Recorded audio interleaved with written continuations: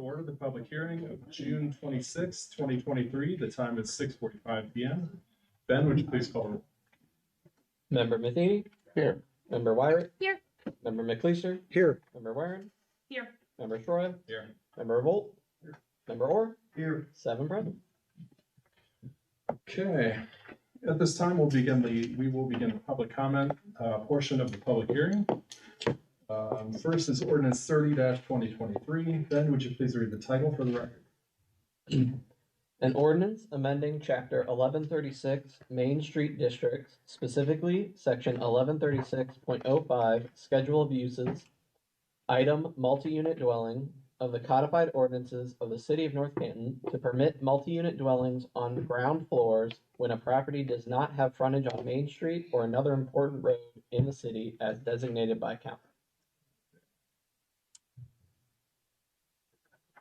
As the short title indicated, we're looking at a way to robust off-street presence in the Main Street districts. These are areas where businesses may not be, given the proximity to residential properties, be particularly practical. And give us additional flexibility as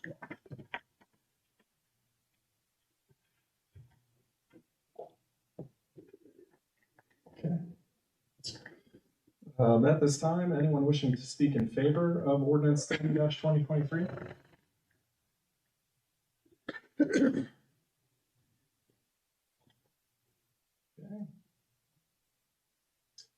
At this time, anyone wishing to speak in opposition of ordinance 30-2023?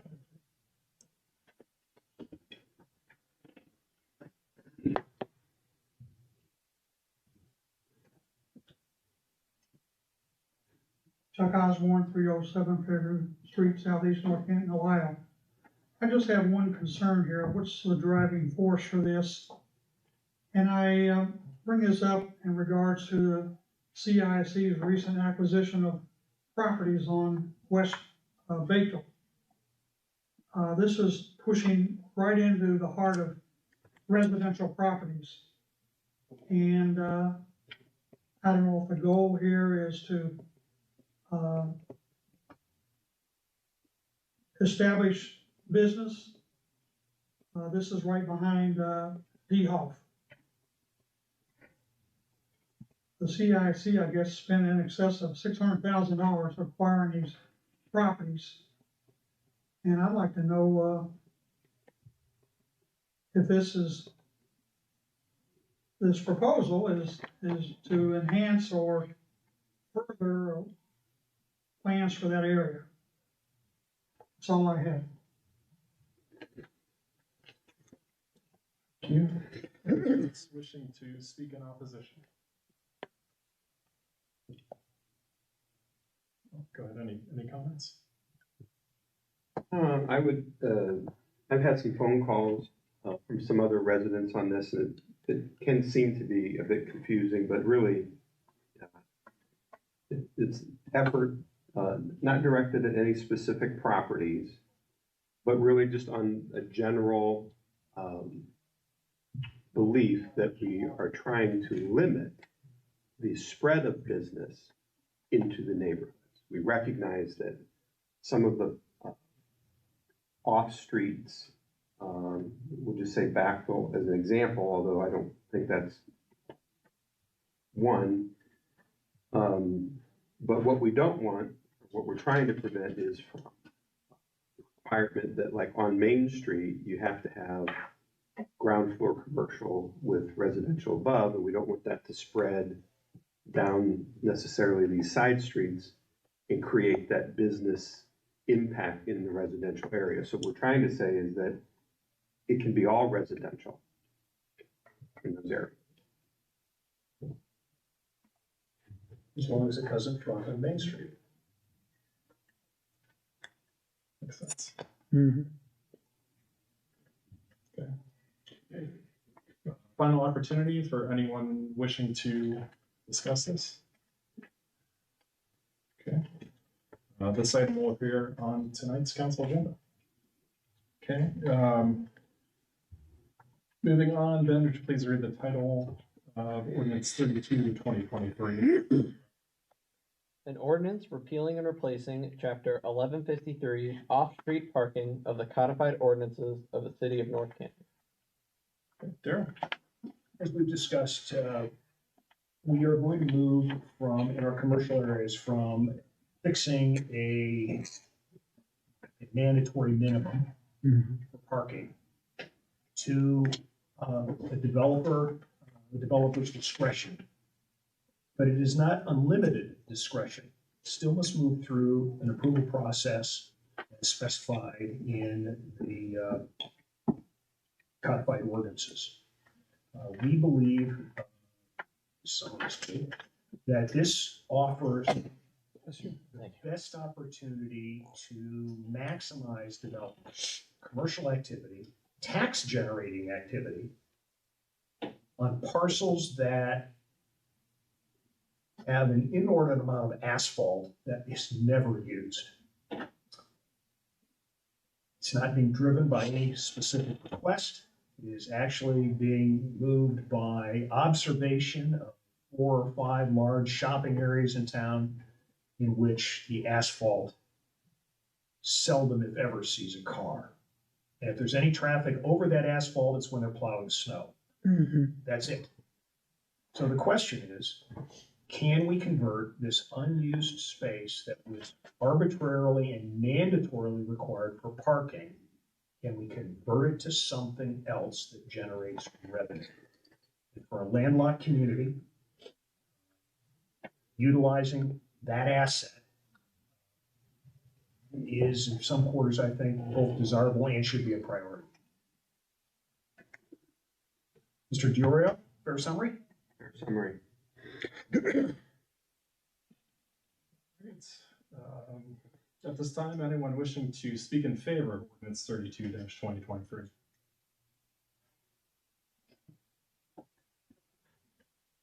At this time, anyone wishing to speak in opposition? of Matt, I think, is he walking up? In favor? Sorry. Hi, I'm Joseph Bulkley, and I live at 1016 Park Avenue Northeast, and just an idea, maybe some of these abandoned parking lots could be converted into the next new skate park that maybe the YMCA could run, and we could create a skate park membership that would create tax revenue, and with the skate park membership, it would help cover private security costs, so the new skate park doesn't ever get vandalized again. And I don't know, it sounds like a good idea for businesses, you know, because like Daryl said, you know, what's the point of having asphalt somewhere if it's not being used? So it's a good thing for the city. Thank you. Thank you. MULQUDEN. Anyone else wishing to speak in favor? Anyone wishing to speak in opposition?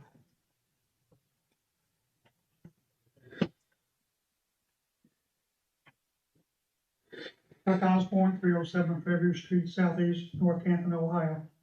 I am adamantly opposed to these changes.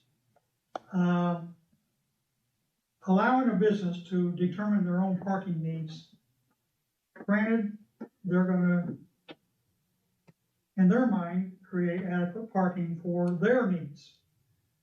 What happens when the next business comes along and they need to sell the property? And it's been designed, maybe constructed with a structure, and the new business, there was never any future plans for the needed parking for their needs. Once you cement this and create a limitations on future resale of that property because their business ideas didn't pan out, you're limiting the saleability of that property because the parking needs weren't ever designed for flexibility for the next buyer. So allowing that to take place is a wrong idea. I see you're still shooting for this 9 feet by 18 foot parking stalls. which Mr. Matheny spoke out against. I hope he still feels that way. As I said, the city engineer, or no, the chairman of planning commission years ago, and Mr. McLeister provided the name for me several weeks back. I don't recall the name at the moment, but that is not adequate parking. I have a recently purchased car, and I'm struggling for room at home to park it. I'm having to expand the parking stall. Otherwise, when I swing out, my tires fall off the pavement and start creating a mess in my yard.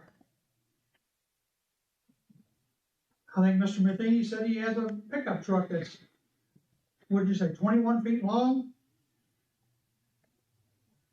It is no fun trying to get out of your car, especially if you have packages, and crack your door so you can just try to squeeze out. So that's a no-go for me. The driving aisles, 12 feet, totally inadequate. You're gonna have people bumping into other cars.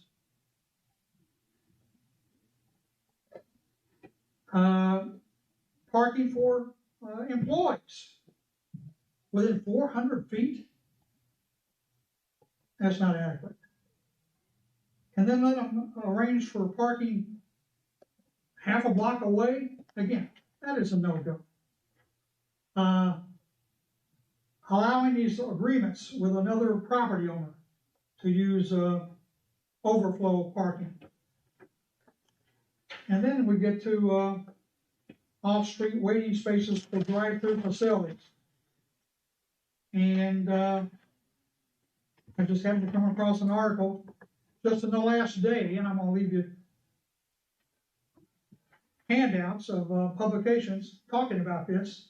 This is in the case of communities across the country are eliminating drive-throughs.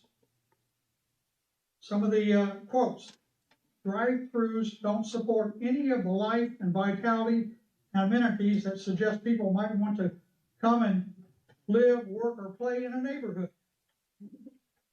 Drive-throughs do not support neighboring businesses, which on a weekly basis, Mr. Stroya encourages people to buy local. People generally just grab their food and drive off. And then the article talks about pedestrian safety. We need to make sure we can design communities around pedestrian safety. And then they're taking examples of Salt Lake City. It goes against the master plan of Sugar House to promote a walkable mixed-use town center. Anyway, I'm going to leave these two articles. I'll have one from Mr. DiOrio and one from Mr. Stroya to share. And Mr. Rouleau has gone on and on and on about the Acme parking lot. You need to keep in mind that parking lot probably serves 35 businesses.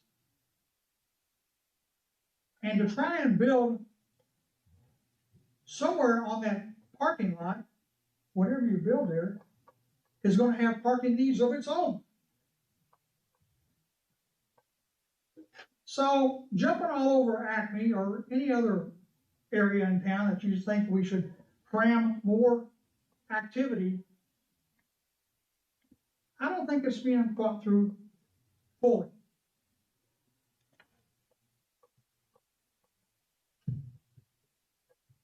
I wasn't around when that whole shopping area was planned and developed, but that's what you got. And I haven't gone up there and personally counted them. Normally I would do, because I don't open my mouth unless I have my facts. But there are a lot of businesses there. That cheeseburger place that went into the old Wendy's, that should not have been built there. You have no ingress and egress, and I don't think it's going to be successful, but we'll let it play out. Thank you.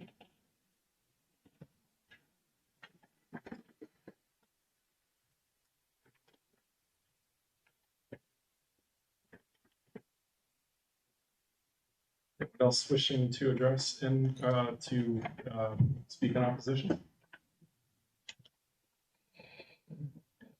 Any other comments?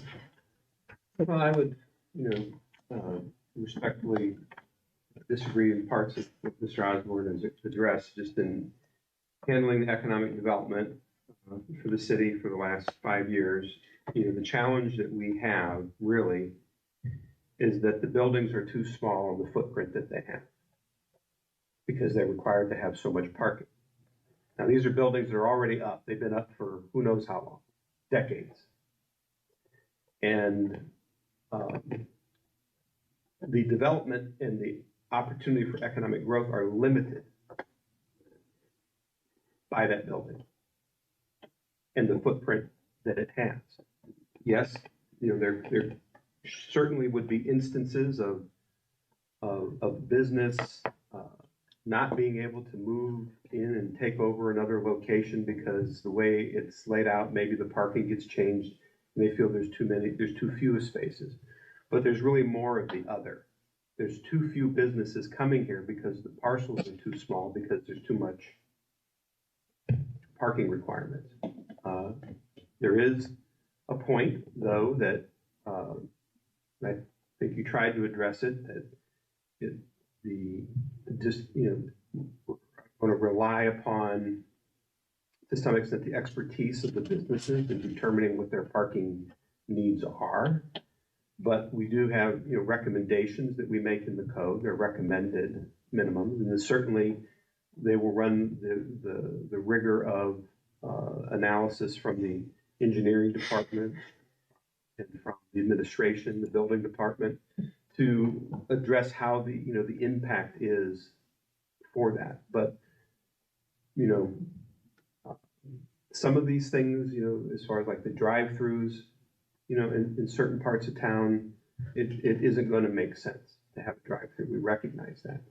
But, I take, for example, two properties that were blighted for years, probably a decade.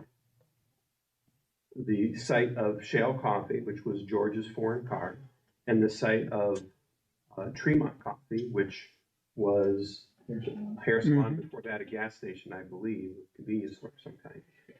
And but for these opportunities to come there and the drive-through to be a part of that, they would still be undeveloped. Now, yes, a lot of people go through a drive-through and they're going to grab that coffee on their way to work, and maybe that doesn't result in them spending any time in our community. Maybe they're from Summit County and they're driving into work in North Canton, but they stop and get that coffee there. Maybe they don't, but to the extent that they're involved in the community, doesn't really depend upon them getting that coffee. But there is the possibility, we have to concede, that by going there and having a pleasant experience and seeing people sitting outside, dining, doing their various social engagements and interactions, surfing the web or whatever, business people conduct, or studies they conduct, they might view that as, hey, that's a cool place to go. I think I might do there sometime when I have my time off. But the bottom line is that whether they're just passing through or whether they come back and stay, they are providing, economic revenue to that business that employs people, pays taxes. And the bottom line is that as we look out, over the next 50 years, and we see that the cost to provide governmental services continues to go up, that's just a fact of life. There's no way to wave a magic wand and make that go away. We know that that's going to occur. We know that there are more things asked of us that we have to do. It's about growing the tax base. And if I can squeeze an extra business on a parcel that doesn't have a lot of need for the parking spaces, that's great. It's ultimately up to them. And we might keep in mind that Acme itself petitioned the Planning Commission not that many years ago to build a Domino's Pizza in the outlot there. So, I think we all understand that they recognize that there are opportunities for that. And, as far as, businesses come and go, The Charlie's place is a former Wendy's. So, I mean, it's been there a very, very, very long time. And, you know, we'll see if somebody offers a good product, that's received well in the community, they'll do fine there. But if it isn't because necessarily it's a bad location. It could just be that maybe their product or service they are offering isn't really what the community is looking for. So I just really wanted us to try to keep our focus on that, keeping the footprint as small as possible for parking, I think, gives us a better shot at recruiting some other businesses in. And ultimately, perhaps, if the building that they're looking to occupy is not conducive to new business, they're going to tear it down. But if the parking requirements are the same as what they were, they're just going to build another building on the same footprint that they already have. And that isn't going to be the one that gets the business in. It needs to be a little bigger. Thank you. Thank you. If I may also add, many of the provisions that were brought up, such as drive-throughs or sharing parking spaces with other buildings, they're included in the ordinance because their numbering will change, but there is no regulatory change proposed, and they've been in the code since it was adopted in 2003.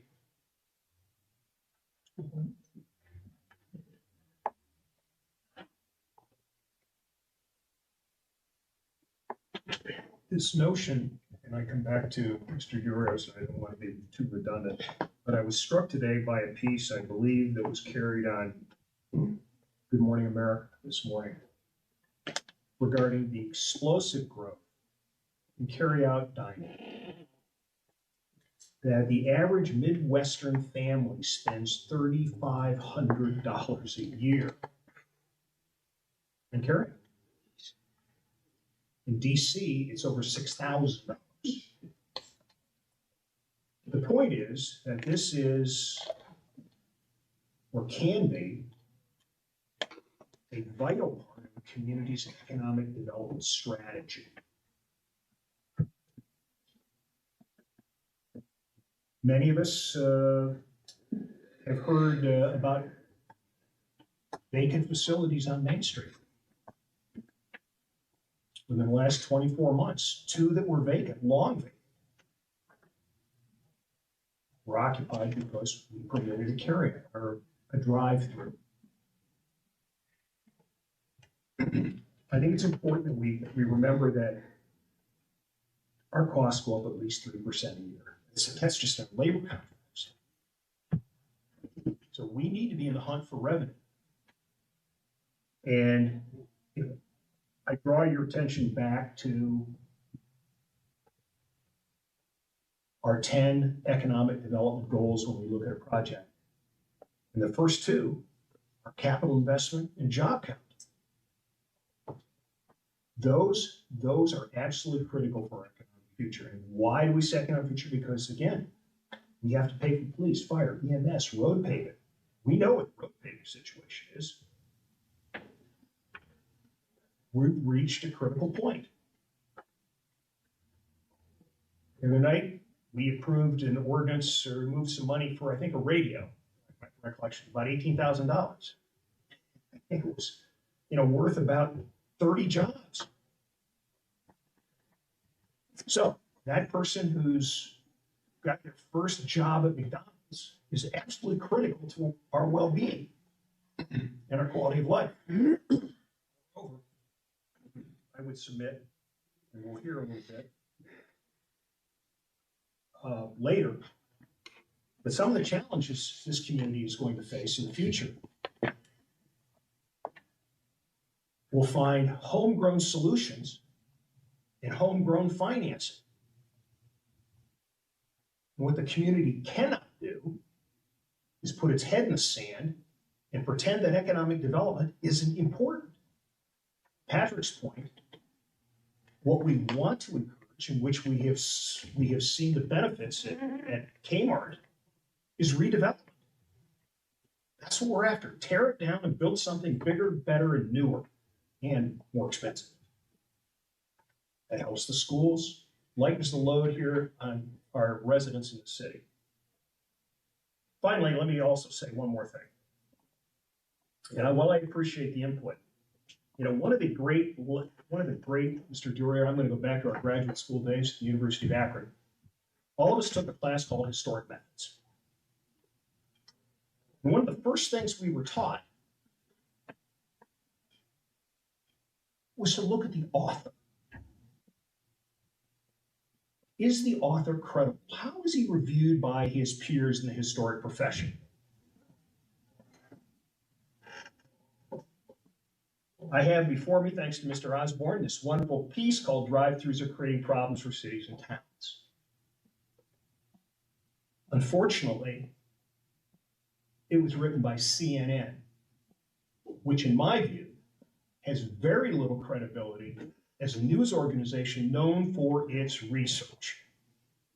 Let the facts fall where they may, but do your research. And unfortunately, Mr. Myerson, as I've read this quickly, has failed to do so. He's cherry-picked the idea and frankly has not put it in any context, which frankly good historians do when they write. So should journalists. It's a novel thought. So while I appreciate it, I must tell you that I find it wanting. That's it. I have a couple thoughts. In a landlocked city such as North Canton, I would think, you know, first, this doesn't force the hand, it makes somebody develop it. It just gives the opportunity, which, how does that not increase the potential value to the next buyer? That alone, for me, makes it worth it. But another point, I think, you know, at first I kind of got hung up on parking spaces and everything, but, you know, 12 feet, we haven't made that smaller. The requirement hasn't gotten smaller. Some cars have gotten bigger, but some have also gotten smaller as well. So I don't see an answer of increasing the width of parking spaces to be a viable solution. So those are just my thoughts. Well, to that point, I may not be the normal when it comes to parking. I park clear down on the other end of the parking lot to space my vehicle away. It's just the car guy in me coming out. So a narrower parking space just means I walk a little further. That doesn't bother me. I would still be concerned about 18 feet and a 12-foot in between that. 2 18 trucks, assuming they go all the way to the front, are going to stick out 3 feet. Now you got a 6-foot aisle if they back up to each other. So as the planning commission and those that review these plans look at that, I think they need to take into consideration whether or not those trucks can pull up to the tires when they pull in, and there's an overhang when they back in or pull in, so that they're not sticking 3 feet out. And that just goes all into the plan review. I think overall, we need to find ways to make North Canton, you know, business friendly, allow them to put in, the developers to put in what they need, allow the business owners to choose what they feel is necessary for parking spaces for their customers and their employees, because that's going to lead to the success of their business. No customers, no business. And they need to make that decision. But I challenge those reviewing the plans to make sure that the property is set up so that that 18 feet, 3 feet of that's not in the drive area. And that can be done easily at the plan review time. There's several places that don't have enough parking. All right. You take, for example, the 2 coffee shops. All right. The Shale, there are signs posted in other businesses with Logan's, please do not park, you know, here. And they supply them, which is a nice effort by that business. There's not enough parking there. You have Roses, you know, they say no parking over there till 11 o'clock. And then, but they get busy. And same with Tremont. You can take a look at where the North Canton Cleaners is. There's Logan's, there's the Beyond Shop. You know, sometimes it is crowded, but for the most part, it isn't. But then you take a look at McDonald's on Main. At one time, McDonald's was busier than heck. Now hardly anyone goes inside. They've confused things with a kiosk. They have more than enough parking and then some. You know, there's, and then you take a look at where Paps, North Canton, alterations. And what else is there? There's a donut cookie right there. There's not enough parking in that place at all for all three businesses to survive. So it's touch and go. You know, John, that's a good point. But it underscores this strategy to acquire properties, land bank, and redevelop. So you can put new commercial property on sites where possible and provide sufficient parking. It's doable. So I'll weigh in, PABS specifically, because that's one that I vividly remember, and there are two examples I'll talk about this evening. So I was on Planning Commission when that was approved, and the requirements necessitated them having a contract, and I believe it's now all under the same ownership, but it was not at the time, having a contract with the person who owned the old service station for all the parking over there, which was, I mean, it was required by our code, so we did it, but it was way overkill. They didn't need that much parking. So I'm in favor of something like this because it takes away that, I guess, over the top requirement for parking in my mind. If you look at the case of the alterations place, coffee shop, M&H Beans, and Pabs, they're open at different times. So there's a little bit of crossover, but for the most part, you know, it's a great use of parking. And yeah, so I just wanted to bring that up because it's not exactly as it seemed in the code required literally every single parking spot over there at that gas station as well. And I also want to harken back to what Patrick said about the Domino's that was proposed at Acme. You know, that would have been a great use for that parcel or that extra parking that is not used. And I think that's exactly what we're voting on here tonight is the ability for business owners such as Acme, maybe such as the Washington Square folks, maybe even the Marx people in the Marx Plaza, to do creative things like that and use their unused parking spaces. So that's it. And I think to add to Jamie's point, I mean, the parking was, you know, the amount of parking spaces was based on how many people you can seat. Mhm. But it doesn't distinguish between a place that serves an ice cream cone versus a place that serves a 7-course meal. There's a definite difference between how long you're going to stay there. You know, so in the case with Pabs, you know, people don't stay very long. Grab their cone, get in their car, and they go for the most part. Some with little kids don't want to get the ice cream all over the car. Get And you ice cream stay. all over the restaurant. We get that. So I think that's an important differentiator. You know, ultimately with Pabs, I remember they were, you know, reading in the paper that they were almost said to heck with it to go. I was just going to add that. Yeah.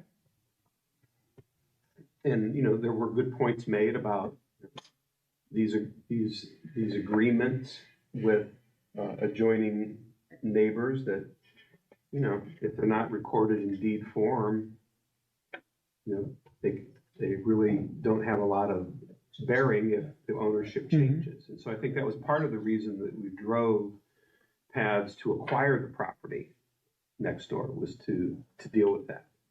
But they only needed a little bit of extra parking. Well, what do we have now? Yeah. So perhaps somebody else could have gone there and put a viable, you know, tax-paying business there with employees, but instead we don't have that. So I mean, it's all about decisions and consequences, and it's trying to look forward down the road when all of us won't be here for whatever reason, that we set up some possibilities of success. And to Dave's point, flexibility is part of that success.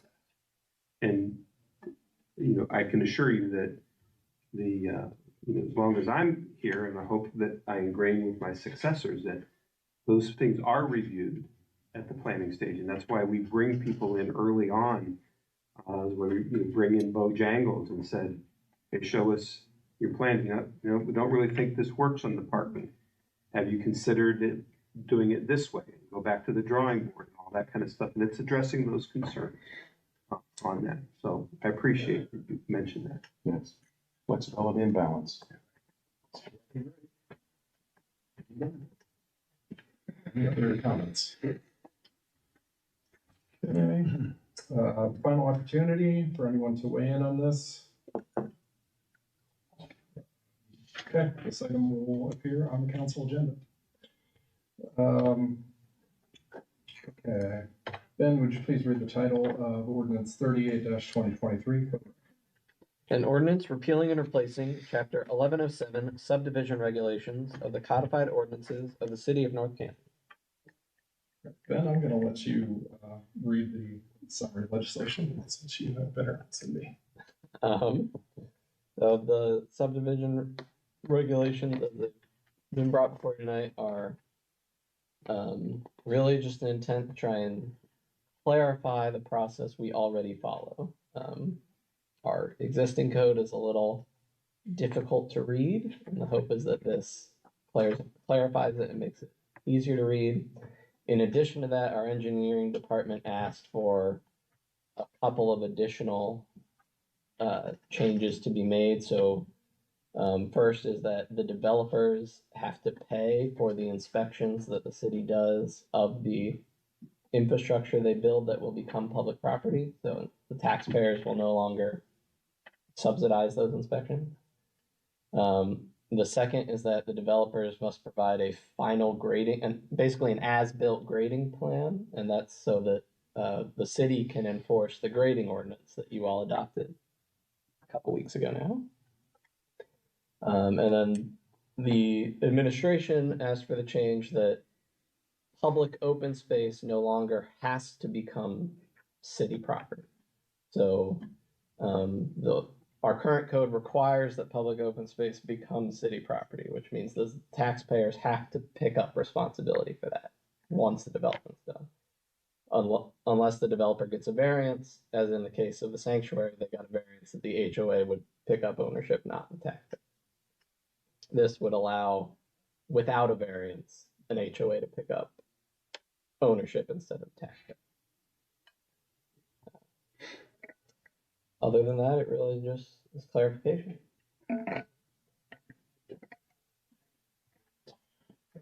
Anyone wishing to speak in favor of ordinance 38-2023?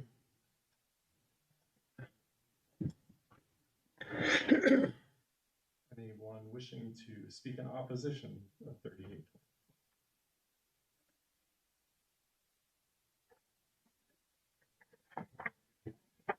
Any other comments from? Well, I have a comment on the occurring to me as Ben was reading that. I want to make sure we fully understand it. It simplifies the open space requirements to no longer require the creation of what would effectively be a public park, imposing a financial burden on taxpayers. So my question is there still a requirement to create the green space? Yeah. Okay. I would like it to be that I don't want the city to have to take it at all. I want you to, if we require that in the subdivision regs, then you should maintain it. I don't want it as a public park. I don't even want the option to have the property, because it does create a lot of nooks and crannies that people have to go take care of. And I think then we end up making bad decisions. So I'm going to pick on Miss Warren's ward long before she was on council, long outside of Darrell, long before any of us were here. But so we have a development that was put in there, and that leftover piece that was green space became what's the park name? Is it Charlie Strasser? Is that the name? Strasser Park. Okay. Kind of a disservice to Mr. Strasser. But Why did they get that space? Because you can't build anything on it. It's a swamp. It's got wetland behind it. And when it rains just a bit, that water spills over into what? The park.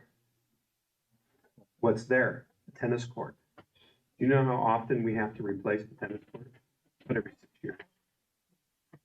Because the water eventually breaks through the cracks, it freezes, it does this, it does that, and it seems like we're caught in a perpetual loop of stupidity. Why are we doing this? So I'm not going to do it anymore. We didn't put up the tennis nets last year, didn't put them up this year. Don't really have anybody calling, complaining about they can't play tennis. But it'd be my intent to, working with Stark Soil and Water, if needed, to remove that tennis court and restore the green space there, because there's no other purpose. Now, there is a playground up on the hill, outside of that tennis court, and the restroom is up on the hill, outside of that tennis court, but you see what it's required us to do. So whenever you're gonna have this, you're gonna end up having calls from these new neighborhoods that say, well, we want this space to be a park, and then, the pressure mounts, and at some point, a council says, yeah, okay, well, we'll make it into a park. And that should not have been a park. It's leftover land that the developer couldn't do anything with. Why should that be a park? Why should it be our responsibility? A park should be something that's well thought out, that the director of parks is working on, thinking of where this park would be, what kind of amenities would be in there, not just leftover pieces of land that we accept in and we're gonna call that our park system. And so I guess what I'm looking at is, I would hate for somebody to build a new development. Maybe it's, wherever it might be, and then they have a green space and say, here, city, here's the keys. I know we're not required to, we could keep it ourselves, but we want you to have it.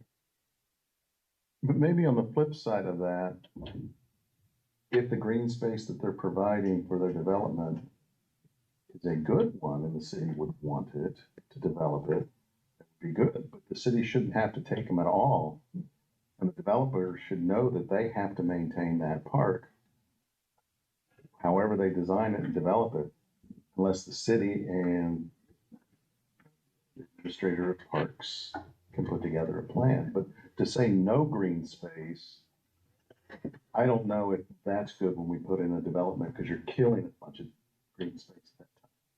Well, I think I'm not saying that there isn't going to be a green space requirement. Okay. I'm saying there is a green space requirement. That's what the subdivision regs require. I'm just saying that I don't want it to be an absolute certainty that the city has to take care of it. I would like the city to be in a position to say, no, thank you very much. Or, to your point, maybe we do want it, but I don't want it to be automatic, because ultimately the land that they're gonna let go is just gonna be land that they can't use. Should be designed at the beginning with the first plat and the layout, and that decision could be made then and not after the fact, or 10 years, or when the homeowners association dissolves or what have you. It should be designed whether the city's gonna take it on the front side. So, as written, it is effectively how you describe it. So, the first vote that any new subdivision goes to is in front of council for council to either approve or deny their open space plan. So, effectively, there is a mechanism for council to say, yes, we will take it, no, we will not take it. And it's the first step in the process. So when are they submitting that plan? The preliminary plat. So they submit their preliminary plat. The first vote it goes to is council to say yes or no to the proposed open space. I mean, are they really gonna have a well thought out park at their first preliminary plan? I would say. No, it would be, this is the rectangle we plan to Yeah. keep as open space. Will the city take it, yes or no? But we don't have any idea what that rectangle looks like. No. Unless we actually go out there and look at it. It could just be drainage,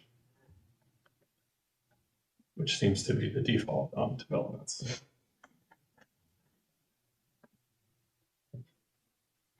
But that might be the reason why council would say no to an open space plan.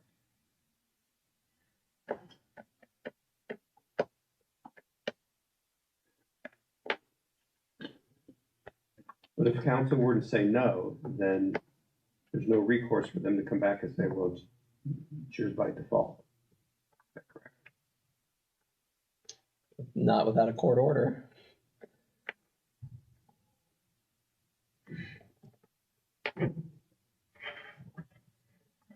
I think that accomplishes what I was hoping to then.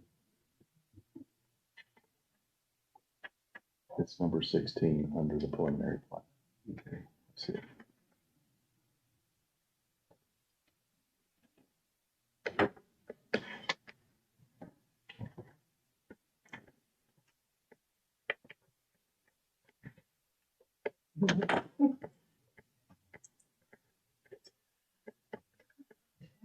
Any other comments?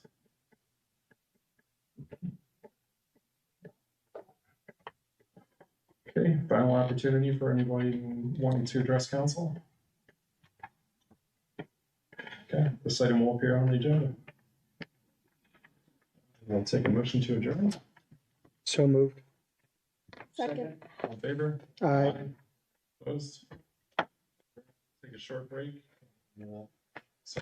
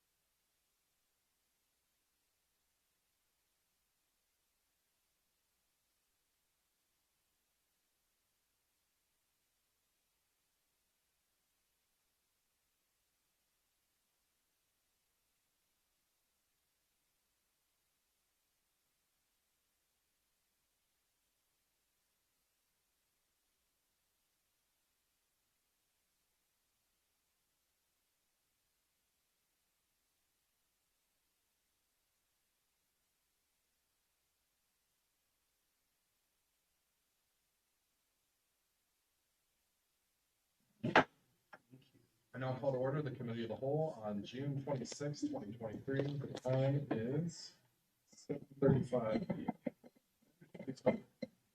Member Orr, Here, Member Volt, Member Shroya, Member Warren, Here. Member McLeister, Here. Member Wyrick, Here. and Member Matheny. Here. 7 present. Start off with community and economic development. Like, no, I'm not. All right, Ben, you have the map. Okay, here we go. Subject property is the one that is in yellow, proposed RMFA.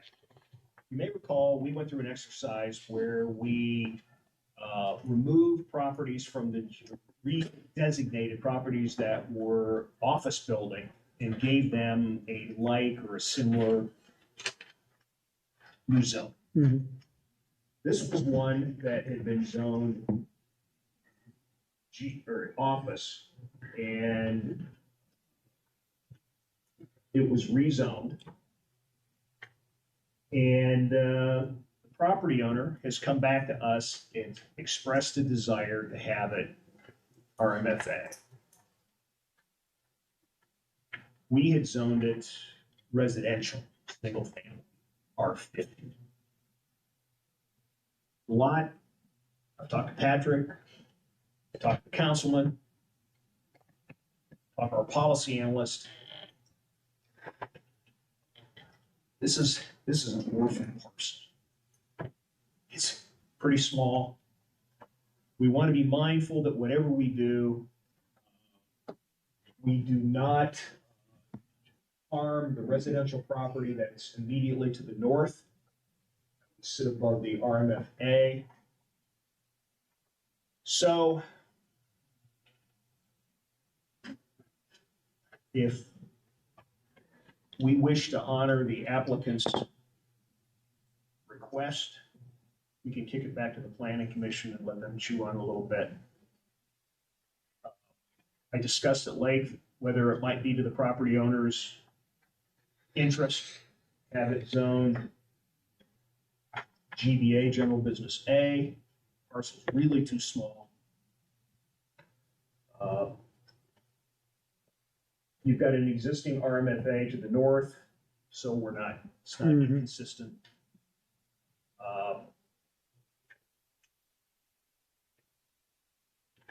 You know. So the question before us tonight is, we want to kick this over to the planning commission. I don't have a problem with moving it from R50 to RMFA, if that's what the property owner wants. You And should they- note for the record that he is current on these are rental units, and he is duly registered. And he is current on his tax. So he is in compliance. And is in good standing before us. So in the interest of time, if anybody has anything to add, we'll send it to the planning commission with an RMFA recommendation. I think it makes sense. Okay, I'll make that motion. Second. Favor? Aye. Aye. Opposed? Motion carries. We have a motion and a second to postpone further consideration of item 3A into conditions set by codified ordinance 1181.06A RMIT. So moved. Second. All in favor? Aye. Opposed? Carries. Okay, moving on to John. Ordinance rules. okay, this is, updating some poor language. So, right now, our legal department handles a lot of the calls and, you know, with this. So what he usually does, or what we want him to do, is pass along to his secretary to handle it if he's already involved in that such, you know, manner. And then, I believe the mayor and, Pat, and clerk of court At the moment, I am their clerk for the property maintenance review Right, board. so they go to you, but we want them to maybe hand it off to the secretary, or what do we want them to do? So currently, the director of law is listed as a member of the property maintenance review Right, board. we want them to step.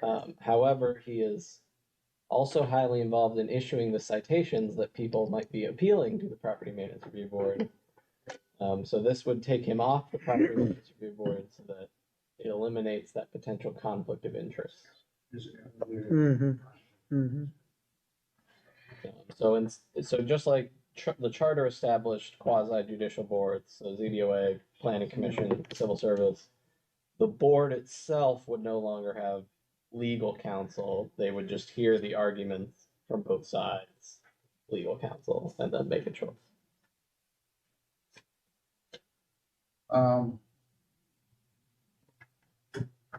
We don't have to make a motion. Okay, I'd like to make a motion. I can't hear you, John. I'd like to make a motion to bring that to council on an emergency basis also. Second. All in favor? Aye. Opposed? Carries. 4B is with the fire department. It hasn't been updated, or when they go to see a copy of the charter, it's 2011. And it needs to be brought up to date, so when someone comes up to them, they can show the current one and go from there. Any questions on that? It's just a wording type of thing on that. We haven't updated this since 2011. And this will have to go on emergency too.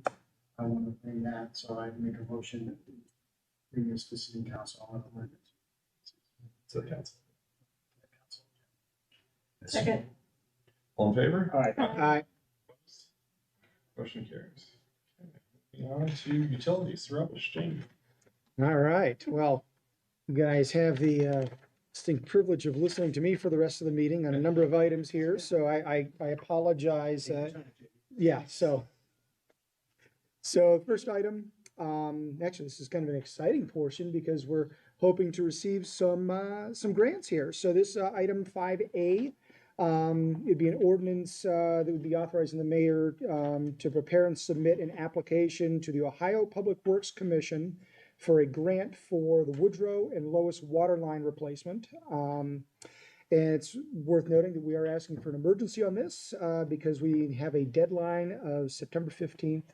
Want to have everything submitted prior to that. So, Patrick, anything else you'd care to add? No, as you do through 5A, B, C, D, comments will be all the same, is that this is simply, an application process. We apply all kinds of, for all kinds of things. We're not successful in getting grants. Mm-hmm. It is a calculated process of, what percent we're willing to kick in, not kick in, and, Rob, does his best, makes his calculations.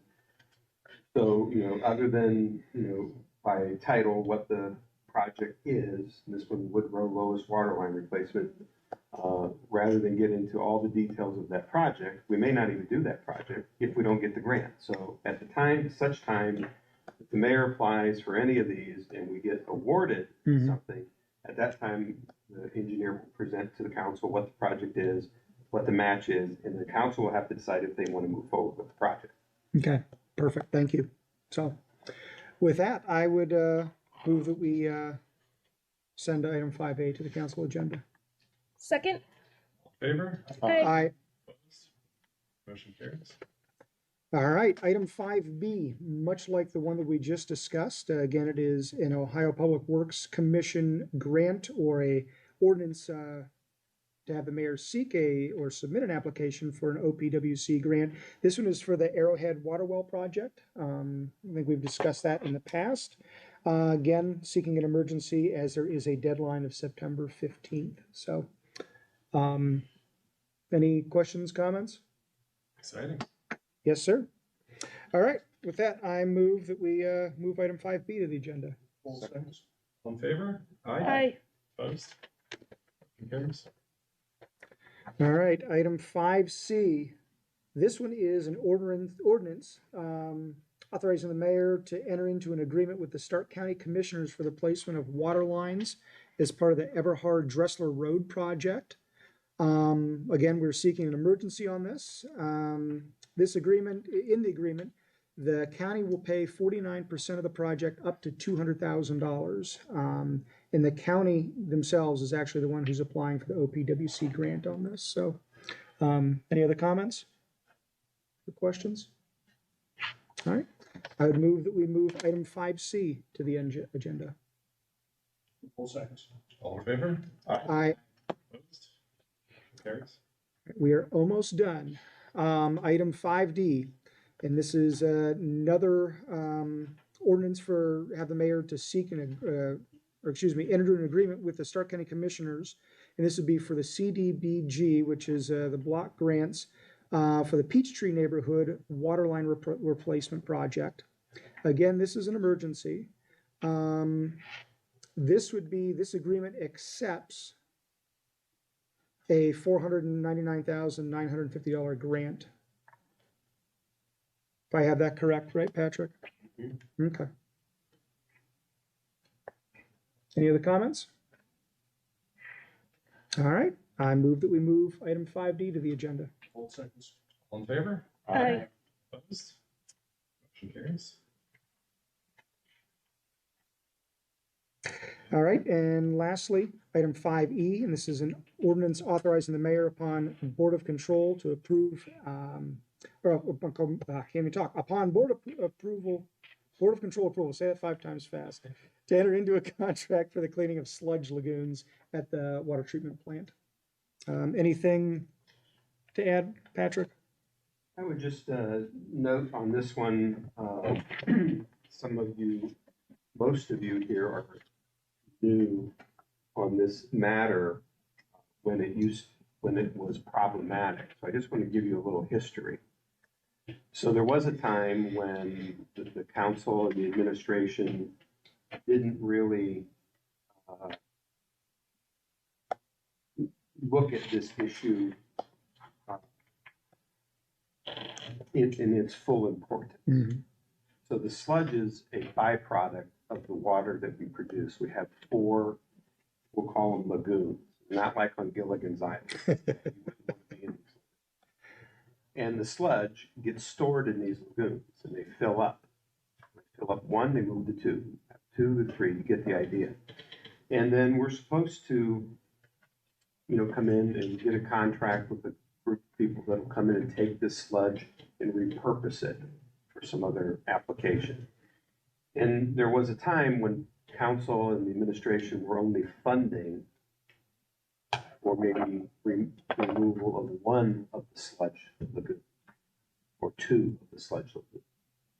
And that became problematic because eventually, in some instances, the company that's supposed to come in and do it is behind schedule or whatever the issue is, they can't get to it.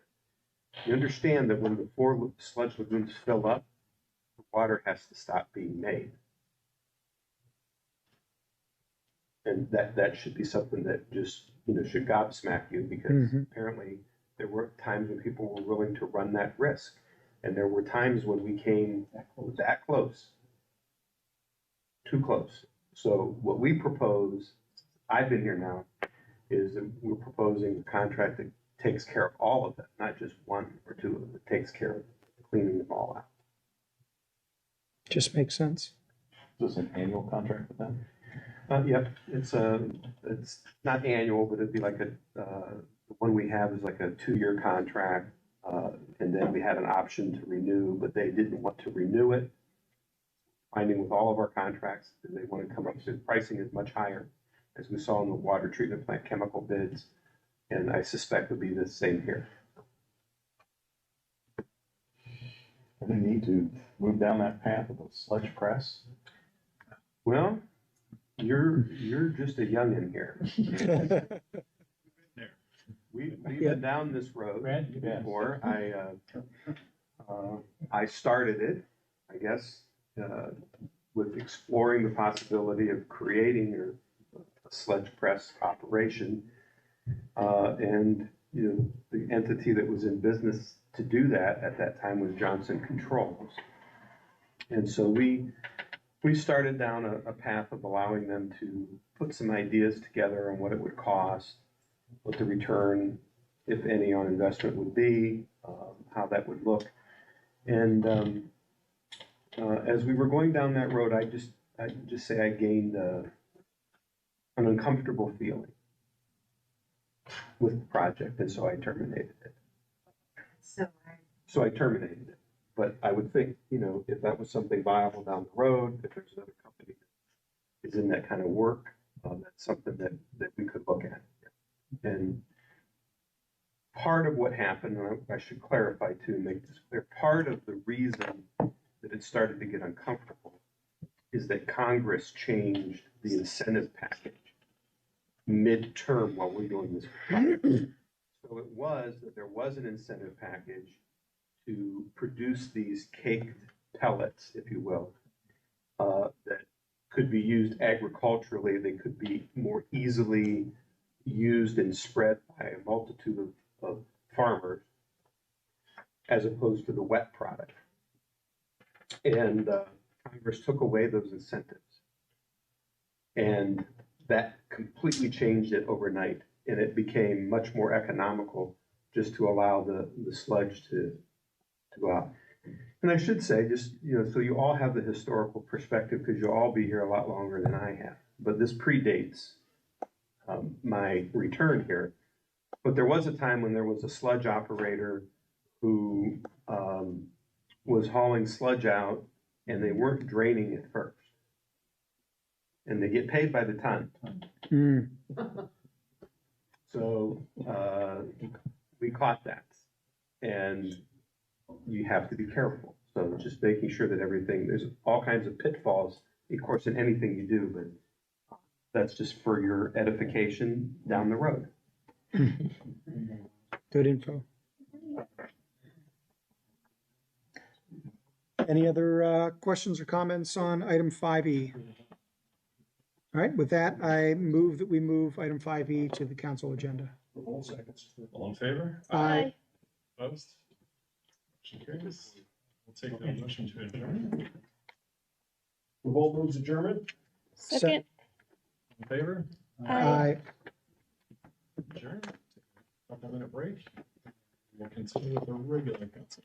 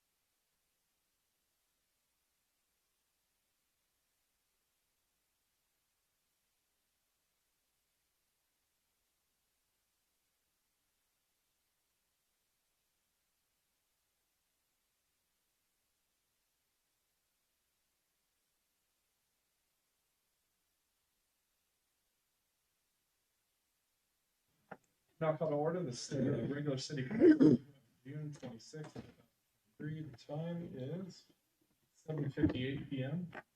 Opening prayer. Let us pray.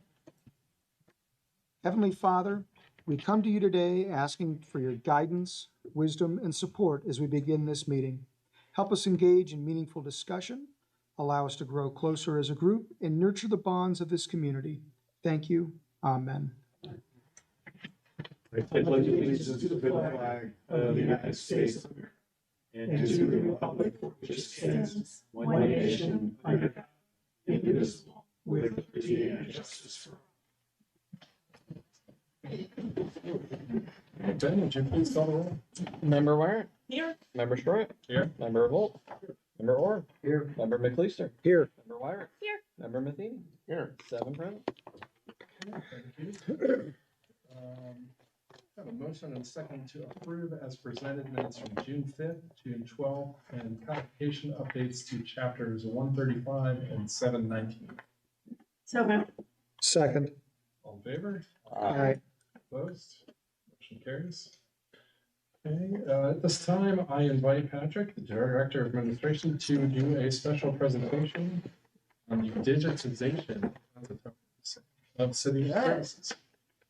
Yes, so thank you to council for giving me this opportunity to ramble on, I'm sure, but there's some things that are happening that are so important, and they might not have as much curb appeal as some other things that we talk about, but they warrant us to talk about them because, ultimately, when it comes down to it, regardless of what the policy decisions we agree or disagree upon, there needs to be, a backbone to government, the guts of government that make things work. And for so long here, as many will tell you, things were not working.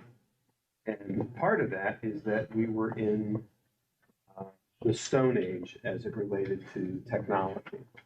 And, Catherine and I both can attest, it was just unacceptable that if you wanted to call City Hall and you needed to talk to the engineering department, we would have to tell you to hang up and call another number. If you were calling to leave a message, you couldn't leave a voicemail, we'd have to fill out a little while you were out pink note. And it carried over into everything. The record keeping, it's abysmal, locating stuff. And that's part of what we started with, a company called eFile, which is now morphed into a bigger company called Rubex, to try to create the digital records and keeping them in the manner in which we could find them. So that's critical. So as that has grown, and now with contracting with OpenGov, this started in the finance department, using OpenGov to show the community, how they can look up stuff about the city finances. And talking with the OpenGov representatives, yes, they're in the business to sell you things. And, I was not in the business to buy things, but I was sold on some of their applications that we could use. And since then, we had Ben Young, who's our information systems and public policy analyst, was able to show me and open my eyes as to what the real potential in using this particular software. And it goes to really transforming the city into a digital platform. And I wish I could say that all government everywhere had it together like this, but they don't. I'm glad that we now are, but we were part of that. And what it goes to say is that none of this can happen without competent, adequate staff. Can't do it. Can't do it. I don't know that I am not that person. I'm not technologically inclined. I understand the value of it, but I don't understand how to make it work. But we have to have people on board that know how to make it work. And we have that. And so I can't underestimate the value that Ben and the team of other young people at the city have put into this project to bring it forward. So the city has a new citizen service portal, and you can see the address is northcantonohio.viewpointcloud.com. And residents can use this portal to apply for permits. You remember, I know Stephanie does, 5-6 years ago, remember Shretta was part of this group and we talked with the trades folks, and they were so frustrated that every single thing they had to get had to make a trip to City Hall. So inefficient. Started that drive towards pushing in that direction, but we didn't have software and we didn't have the people. Now we have them both, and so now we are digitizing and onlining that whole experience for getting permits. You can also do your register, your rentals and your vacant properties, apply for civil service jobs, and more. Currently, we offer 21 online services. 2 years ago, none. We're making great progress. And by January 1, 2024, our goal is to have 32 more added to this list. The platform enables communication and automated approvals across all city departments. Now, I want to give you a case study where this just took place.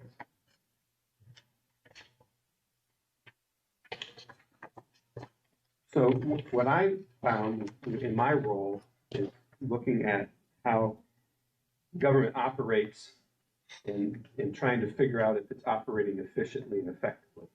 And in the case of getting new water service, let's look at all the different people that touch this subject. Administration, engineering, water distribution, water treatment plant, utility, billing. There's 6 departments. And permit. Permits, 7 departments that touch this. Well, what happens if somebody wants water and they call head of water distribution? He's been here a long time. Or what if it starts out in utilities? What happens is that not all the other 6 departments are plugged into the process, and it creates gaps in information that can lead to mistakes, errors being made, slow service, non-responsiveness. So we put together a representative from every one of these departments, and for the last 6 months or so, we've been working through what should this process look like from start to finish. From the time either the phone rings or somebody goes now online to apply for water service. So I know it's hard to read. I'm going to read it down for you though. So it starts out with an initial review. And along the way, as these steps are completed, email notifications go to other departments to let them know where we are. So after the initial review goes to engineering. Engineering has to review this and sign off on it. Then it goes to water distribution, then it goes to the administration. And all these can be happening concurrently. Because when the initial review starts, we're all getting a notice. Hey, somebody wants water service at this address. Okay, so engineering, water distribution, administration, look at it, and all 3 of us have to agree in order for us to move to the next step. So it has to be signed off by me, the engineer, and the superintendent of water distribution. And then it comes to a water service agreement. Agreement is signed and executed. Then at that time, it goes to back over to permits, and there's connection fees that are calculated. People are going to know right on the spot what they are. We confirm that they have signed the water agreement. We have a receipt for that. Then plans are submitted, they're reviewed. We also note, and as you go through this online process in each of these steps, you're filling out like an application. So let's say a resident wants water service. And one of the questions that'll be in there is, do you intend to have a lawn sprinkler system? And if they answer yes, now that's going to trigger questions about backflow, because you're required by us to have a backflow device to protect our water supply. So that will go down to the water treatment plant. So there's another department that's involved. and they review the backflow prevention plan. And then you can see it goes through water connection permit, a tap's installed, connection to the service lines that have to be inspected, there's pressure testing, meter installation, confirmation of the backflow, and then a final review closeout. It sounds like it's a long, complicated process. It's not, because it's happening concurrently. Everybody's being notified at the appropriate stage where they have to do something to move the process forward. And then there's, mechanisms built in that if something is open too long, where are we at on this? Why is this stuck at water service agreement receipt? Well, we never received a signed copy back. Okay, well then maybe somebody ought to follow up with it. Did they change their mind? Or did they, what happened here along the process? So these things are built into that to tickle us, to prompt to do some action. So as you recall, on May 22nd, you passed City Ordinance 44/2023 that lowered connection fees and authorized changes to the city's new water service procedures. New water requests require approval or action from 7 city departments across 22 process steps. Software links all the departments and the personnel together in a digital semi-automated workflow. And we completed this process and went live on the city's website June 22nd, the day the ordinance took effect. That's pretty powerful stuff. So you go to northcantanohio.gov/I want water. Great thing. So we've, while this is going on, I'm going to point out to you something that occurred that, we know that there are times when developers develop whole subdivisions. And, they'll come in and apply for water permits, service, and they install their water lines, they hook them up to every one of these parcels. And the hope of the developer is that he sells the parcels and people build a home on it that he builds. But sometimes that can take a long time. You all know the sanctuary took decades to sell all the lots in that initial phase. It depends what's happening in the economy. So if interest rates are high, it might not result in a lot of sales. So what we noticed is that there were some places out there that had installed water lines to what would be a curb box. And the process from there should have been that when the home was built and the water line was being put into the curb box into the home, the city should have been notified of that. And we found some instances where that didn't occur.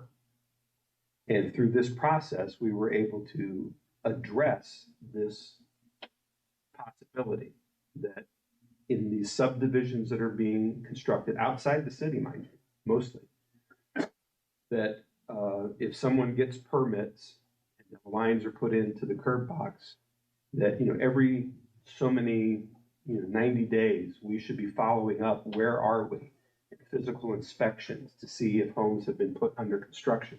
Because what it leads to is homes being connected to our service and nobody knowing it, and then being able to, in essence, get water without having to pay for it. So we have identified a couple of those. We've acted upon those, closed those situations down, and we're able to get those folks in under water service agreements and have put others on notice that should these lots be sold, that we are now more than able to understand what's happening and whether or not the water is going to be obtained from the city. So it's not an inconsequential lift, and it led us to something that we would not have normally really uncovered, because there are people out there who either intentionally or unintentionally didn't know what was happening, and as a result, we missed out on some customers that we've now. So before I go to the next subject, which is a different subject, I allow for any questions or concerns or comments on so far. What we do in our intent is you get the idea of how much thought is going through in developing a process that didn't exist before on paper, let alone have it be automated. And it was just subject to what somebody could remember. And when those people retired, it's gone. It's gone. So this fits into, Catherine's succession planning that she's been doing in HR, making sure that there's someone there in the event that number one is away on vacation or that they retire, that there's somebody that can step into it and that they don't have to remember everything. It's digitized for them to do. Okay. Patrick? Yes. Just for a second. I think this really underscores, and I can say this, given my advanced years, but there's a general risk that we have in the community when it is managed by people who are old. And I think this demonstrates the value of building a team that is comprised of younger individuals who, to your point, have technical savvy. Because clearly, this wasn't going to come from council. You weren't going to do it. I wasn't going to do it. But this younger team, individuals who've been trained, for example, in data analytics, are able to take our off-the-shelf software, manipulate it, and create more efficient government for the taxpayer. Yeah, and particularly on this, OpenGov provides you with a blueprint of what you can do. They're not building this. Ben's building it. That's correct. But I think the other element is that we've touched on this, is that it's critical that we have a hiring process that can identify and hire talent, and we come up with a strategy then to retain it. Because all this can go away if you don't have the right people in place. Yes. 100% correct, Daryl, and I think the word you're searching for too is diversity in our staff, because while the young and technical are great, we respect those of the advanced ages, because sitting around the table in this room with the superintendent from the water distribution department with 42 years of service, he can provide knowledge and information that the technical side, the younger side doesn't know. But when you marry those two together, that's how these things happen. It's beautiful. But I think the other thing is this, it really speaks to, it speaks to this whole notion of managing the organization at the end of the day. It's more than coming and turning on the lights. A lot. Identify problems, work the solution, embrace technology, and don't be afraid of it. And I'm sure you would tell me is, I'm sure Ben would, I'm sure it probably hasn't been cheap. There was some cost, personnel and software, et cetera, and time, but this is what you get. We gathered everybody around the table, every department. Manage your human Department. resources. Yep, and managed everybody and came to the solution. Okay. I think you hit on the two Ps that Mr. Diorio speaks about, people and process. 4 Ps. Or There's Policy, process, people, pay for. This is the people in the process. we have a policy on it. You guys set the policy, but we gotta have the process, people, and pay for. That also speaks, and when we talked about it in terms of our economic development, it also talks about that, there's a great deal of forethought that goes into this. There's a lot of behind the scenes conversations that occur outside of this council chamber that get us to this point. And again,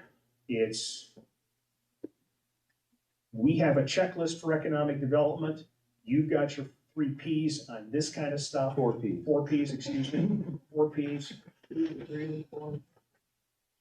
I'm spelling funding with a P.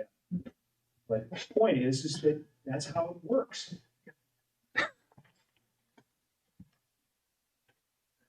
Okay. Okay, next, piece. Hold on to your seat, don't be shocked, you should be shocked. So this is gonna be a case study in rental registration, so there's some pictures that we've accumulated from some of the places that we've been into. Alright, and you probably, when we started this journey a couple years ago, you would probably say, not in North Canton. I'm telling you, it's a lot more widespread than you think. Why? And it really, when you look at this, you find yourself in a position where, it just takes your breath away how appalling some apartments have become, some single-family homes have become on the inside. And, you really can't find an explanation for why. It just is. And, I just had one of our inspectors come back last week and tell me that, he went in, checked out a place, had to turn around and get back out before he threw up because, when he was in the, checking life safety equipment or things, in the bedroom, the bed, he looked at the bed, the entire surface of the bed seemed to be moving in some sort of 3D picture kind of thing. And what is the result then that happens? Well, in cases where we see things like that, we contact the Stark County Health Department. We happen to see mice feces or cockroaches and things like that. That's what we're required to do. We turn that into the health department. The health department runs point on that. Ultimately, whether it's the health department notifying the landlord or we're notifying the landlord of life safety violations, the landlords are, almost to every one have said, they haven't been in these apartments for years. They have no idea what was happening. And we've had some that have said, quite frankly, they don't care. They don't really care if it looks like that. They just want to make sure the check comes on time. That's all they care about. So you know what you're getting. So as you know, we've tried to make this easier. It's been a journey, a learning process along the way, but we did enable this to be done online. So far, more than 1,400 units have registered to date. Keep in mind that these are buildings that are 8 units or fewer. That represents about 18.5% of the city's housing. In the fall, when you come back from break, you are going to be at some point presented with ordinance per your request to address the buildings that are 9 and up. We estimate that there are about 1,400 units in those larger properties.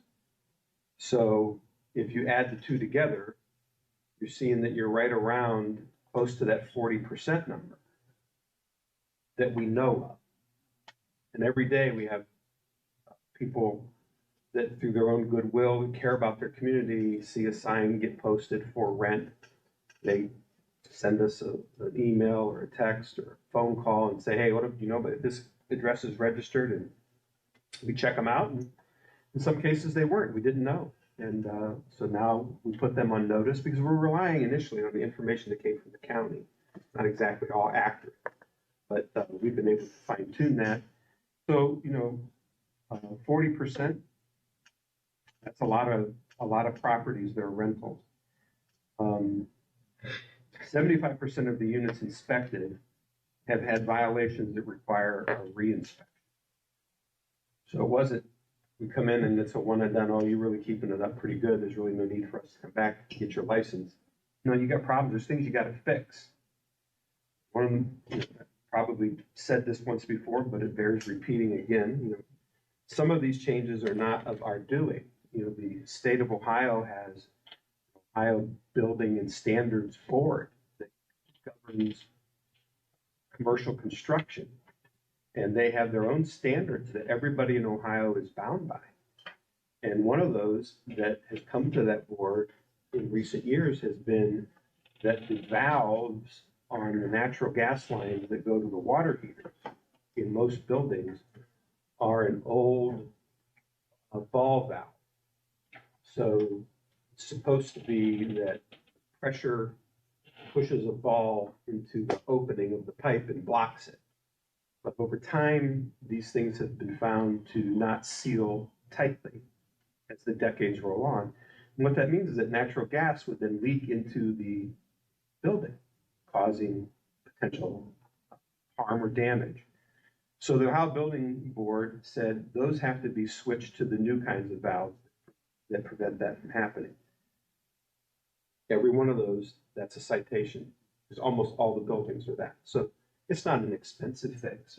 You know, it's not like somebody jumps up and down with open arms saying, "Oh, thank you for pointing that out to us. Hey, I'm sorry, but these are the codes, not our code."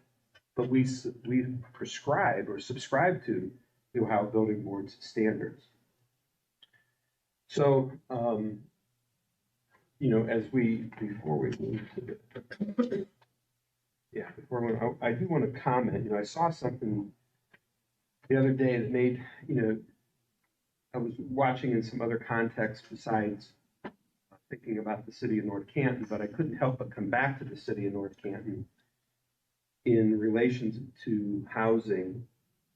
And it kind of, in a way, summed up, you know, part of the challenges that we have here. So, you know, when we talk about it, again, this was in the context of a different object, so I've substituted this, but what is the function of a house? It's a function to keep you safe, keep you warm, provide a place for you to raise a family, maybe live close to work. Those are all different functions of a house. But why would someone pay more for a house that provides the same function? So I can buy this house that you see on your screen, can provide me all that, or I can buy a house down the street that's well maintained, that's well kept.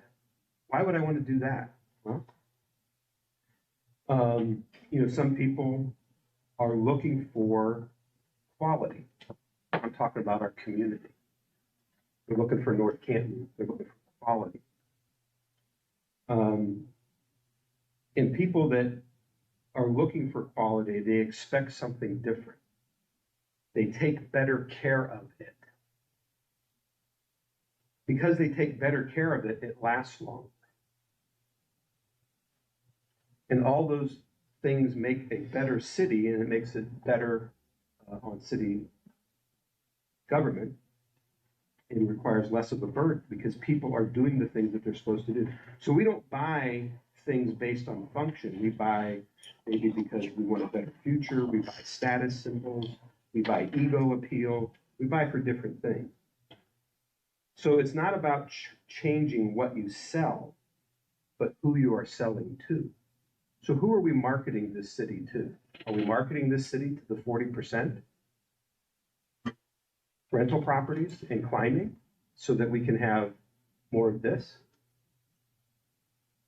We want to sell to individuals that want to have the North Canton experience, who will cherish it, who will enhance it, who will build upon it, who will preserve their prosperity, their home.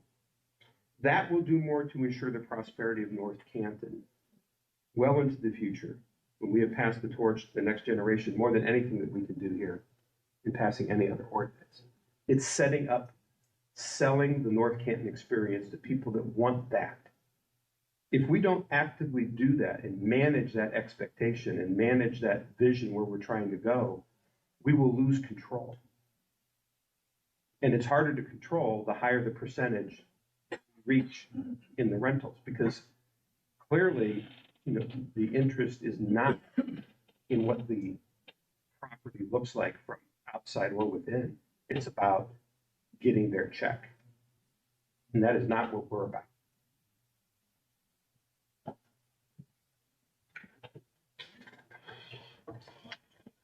Yeah.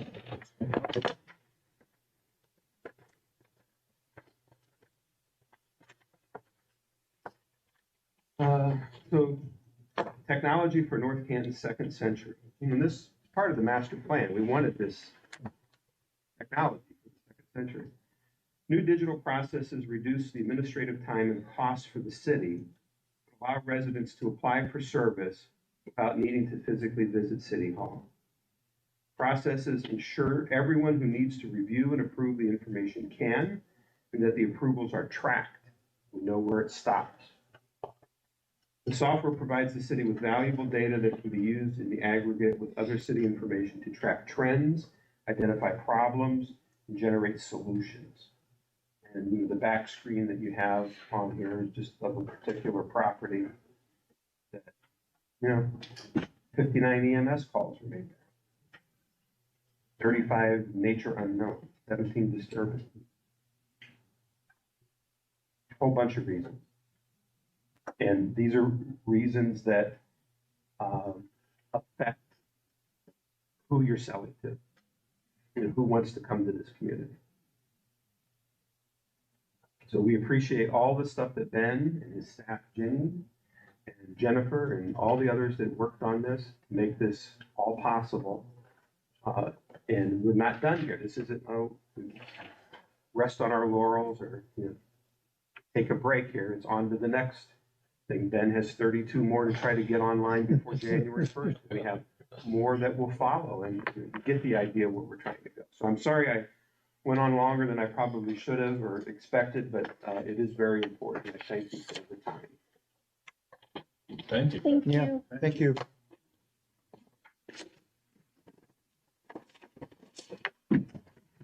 Other comments, questions? Yeah, you can. Just, thinking back on a conversation in this very room, I was struck by how often we were told that rental registration wasn't necessary. We had outsiders parachuting in. Our email boxes were filling, but people said, "We don't need this. It's unfair." The landlords. And what did we discover? Properties are unsafe. They don't meet code. We have many landlords that aren't compliant with our income tax requirements. I think the thing that concerns me most is that we've got pretty close to 40% of 40% of rental. You're about 10 points away from the tipping point. Generally speaking, when you hit 50, your community may begin to experience fairly serious issues. We're 10 points out. I think why this is important is that, go back to the 4 Ps. If you're going to make policy, you got to have data. And you can't have data without the people to do it, to assemble it, to get it to you for decisions. I would argue that, all of this stuff that we've talked about tonight's pretty well linked up. You can't address rental registration. You can't address the issues that come from 40% rental without revenue. You have to have economic development. You have to have redevelopment. You need that stuff. But I think the biggest challenge this community has going forward is going to be this rental issue and the strategies for redevelopment. That's going to be the challenge. Can we get there? I don't know. That'll be on my watch. But it's going to take some really talented folks to come up with that policy or those policies, whatever they look like, to see if we can avoid big problems. And we tend to think we're pretty special, we're unique. But the reality is, in many ways, North Canton is different than any other community. Others have gone down this path. The destination is yet to be determined.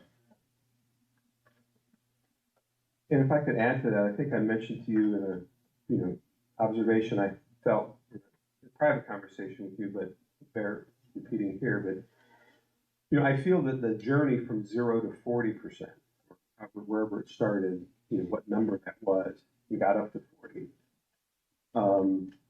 you know, has taken a long period of time to get there, right? Because, you know, when we had some folks in here from the near northeast side talking about, I've lived in my house for 60 years, I've been in my house for 50 years, you know, and all that. You know, 25 years ago, right, these people were just kind of midway through that journey. But as we move through that and more of us, you know, depart this earth and those properties then become available, those, you know, people that, you know, maybe in their 80s or 90s and have kids in their 60s and 70s, they don't live around. And they're not really interested in moving back and moving into the home that they grew up in 60 years ago. And so what happens to them? They get sold and they get flipped or they turn into rental properties or whatever the situation is.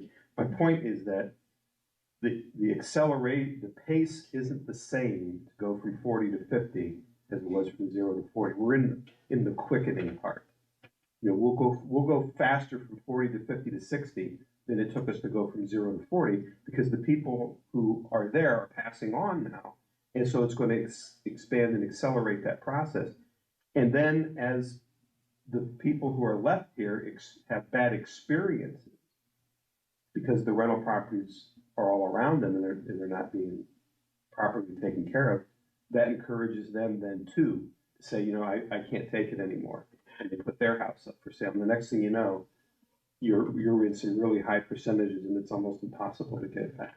Well, to your point is, the other element that drives it is, and I would agree with you, it's that spiral begins to quicken as time passes. And particularly a function of the aging of your housing stock and the amenities in the house and what people expect in homes. And I think that's the other complementary factor to it. But, you know, we've got neighborhoods in your ward, it's almost 30% on any given street. The areas that we're in the other night on the master plan, I think they're at 22, 24% on just one of the streets alone. So they're halfway there now, to your point. And as that old group dies off, the question is, who's going to be in that house? Is it going to be owner occupied or is it going to be a rental? And if it's a rental, is it going to be like what we see here? And what does that do for the rest of your community? So to that point, then, you know, as I look at this and these 1,400 estimated units that are going to be coming online, that ordinance, should you pass it, we'll do similar to what we did with the other one, go in effect January 1st, encourage people to sign up early, and then give them, you know, a grace period in the first couple months of the year to kind of get going.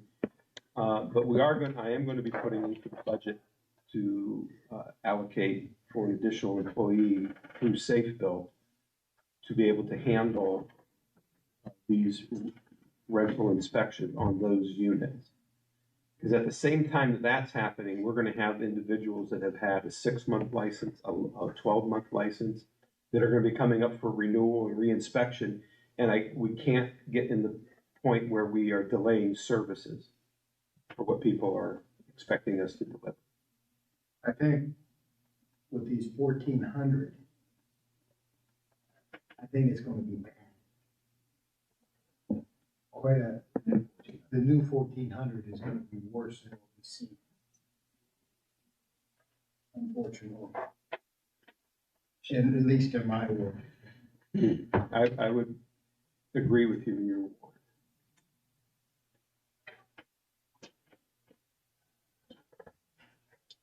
All right, any other comments?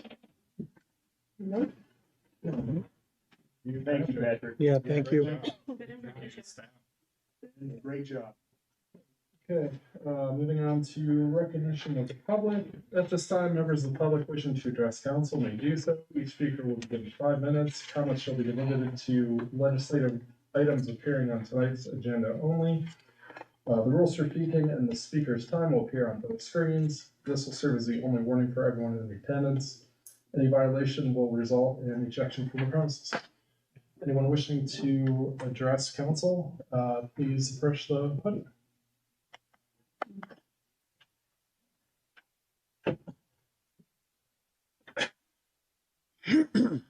Chuck Osborne, 307 Fairview Street, Southeast North Canton, Ohio. I want to finish my remarks regarding ordinance number 32, 2023, the off-street parking. The last part of your ordinance here also mentions illumination in open areas.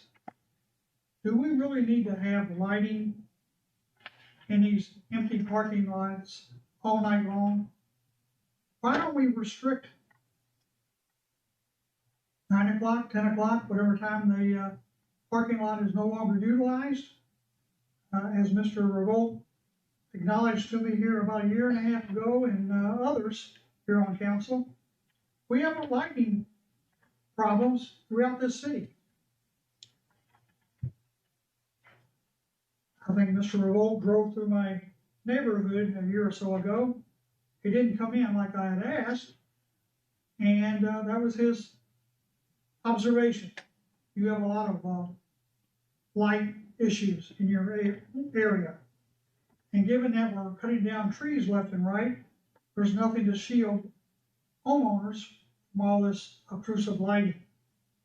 So there should be something written in there or added to our code to say these lights need to be either reduced or out when there is no, and the public is not even utilizing the parking lot.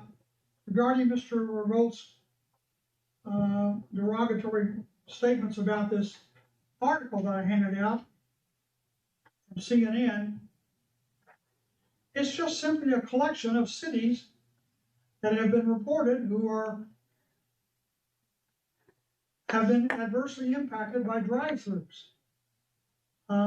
So to disparage their reporting as suspect or poorly researched, it's just a collection of communities, leaders throughout the United States who are having issues with drive-thrus and are now putting a delay on approval of more drive-thrus in their communities. And of course, with drive-thrus, you have more traffic, more curb cuts, more opportunities for accidents. So I don't think that criticism of this CNN reporter was on the mark. Thank you. Yeah. The article's garbage. Who cares? Stand up here and present this as some sort of definitive opinion regarding our situation here in North Canton is a falsehood. Chuck, if you read this carefully, the people who were quoted are advocates of mass transportation. They're developing entire neighborhoods. If you had bothered to Google them, you would see it, which I just did. Moreover, as one of the sources says, these drive-thrus are intentionally placed along higher speed arterial roads, busy roads that carry cars at high speeds. That is not the situation here in North Canton. So to pretend that this is us is intellectually dishonest. It's your, Chuck, you stand up here and you present this as some sort of expert opinion when the fact of the matter is, it's not. The fact is, you didn't do your homework. You stood up here on multiple occasions over the last 18 months, belittled people in this room who've actually produced really wonderful things. Give you a perfect example, lighting. One of the reasons these places are lit is because there are people in them after dark. After the stores close, the parking lots are lit for a reason.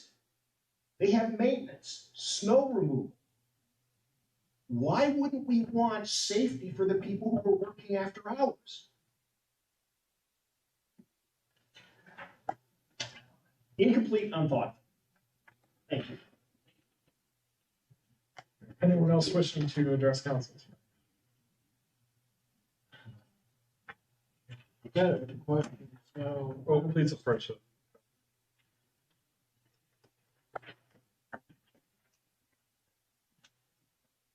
Hi, my name is Joseph Bolton, I live at 116 Park Avenue, Canton. And,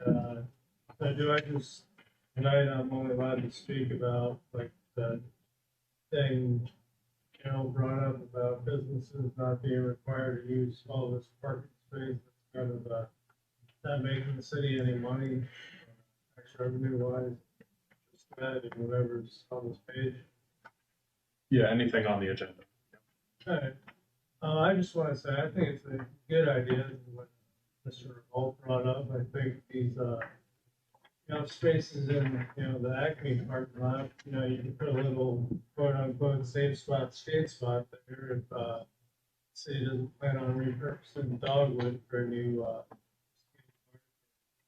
I don't know, there's a bunch of restaurants there, and might be a good new spot for that, or I just think it's a good idea, businesses not having to be required to have all these parking spaces that they're not using, because obviously it's not making, not creating any jobs, it's not bringing any tax revenue to the city, and we're always gonna need, tax revenue. You think? I don't think it's a bad thing for the city, I think it's good and, helps create new business. We get every job we can get here, keep, we're getting going. About to be, 8 years, and we're gonna be celebrating our 200th year birthday for the city, so. Thank you. Thank you. Anyone else wanting to address council? Call. Moving on to old business. Ben, would you please read the title of ordinance 50-2023? An ordinance authorizing the vacation of a portion of alley number 47 from the north right-of-way of Rose Lane Street Southeast to the south line of lots 3926 and 3936, parcel numbers 9208422 and 9208423 in the city of North Canton, Stark County, Ohio. This is Street and Alley, and this is my committee. So this is Lindy Lane, alley by North Canton Collision. Nothing new on this matter. Motion to adopt? What? So moved. Second. All in favor? Aye. Okay, moving on. Ben, would you please read the title of ordinance 52-2023? 51. 51, sorry. Read it. An ordinance repealing and replacing the sanitary sewer regulations of the city of North Canton, specifically chapters 921, 923, and 925 of the codified ordinances of the city of North Canton in order to simplify and clarify regulations of sanitary sewer services within the corporate boundaries of the city of North Canton. Utilities, Jamie. And I know why you tried to skip over this one. You thought that utilities has had too much discussion this evening. So these are just relatively quick ones to go over. This is the third reading. We've discussed it. This is just updating the regulations for our sanitary sewer regulations within the city. So Jamie, that accusation was rubbish. there you go. All right. Yeah, I was going to say, I'm looking for a motion. So you're going to move. I will second then. All in favor? Aye. Opposed? Motion carries. Okay, Ben, would you please read the title of ordinance 52-2023? An ordinance repealing and replacing chapter 929 storm sewers of the codified ordinances of the city of North Canton. Jamie again? All right. Just like we looked at the other item in regards to sanitary sewers, this is in regards to storm sewers and updating the regulations of such. So again, nothing new since our last reading. This is the third reading. If there's no questions or comments, I would move that we adopt. Second. All in favor? Aye. Opposed? Ben, would you please read the title of ordinance 56-2023? An ordinance repealing and replacing chapter 907, street excavations of the codified ordinances of the city of North Canton. Okay, street alley, this is me. I guess this is street excavations. There's nothing new on this either. Any comments, questions? To adopt. Second? In favor? Aye. Motion carries. Ben, would you please read the title of 60-2023? An ordinance repealing and replacing city ordinance number 01-2018. Quote, an ordinance repealing and replacing ordinances 105-78, 3581-75, and 3544-75, prohibiting at all times right turns on red at certain intersections regulated by traffic control signals, and prohibiting right turns on red between the hours of 8 a.m. and 4 p.m. Monday through Friday at certain intersections regulated by traffic control signals, and declaring the same to be an emergency, end quote, in order to improve the city's traffic pattern. Okay. Thank you, Ben. Okay, we did update this a couple times, so we limited the turn on Everhard, and we limited the turn on 7. Other than that, nothing's changed. Any questions, comments?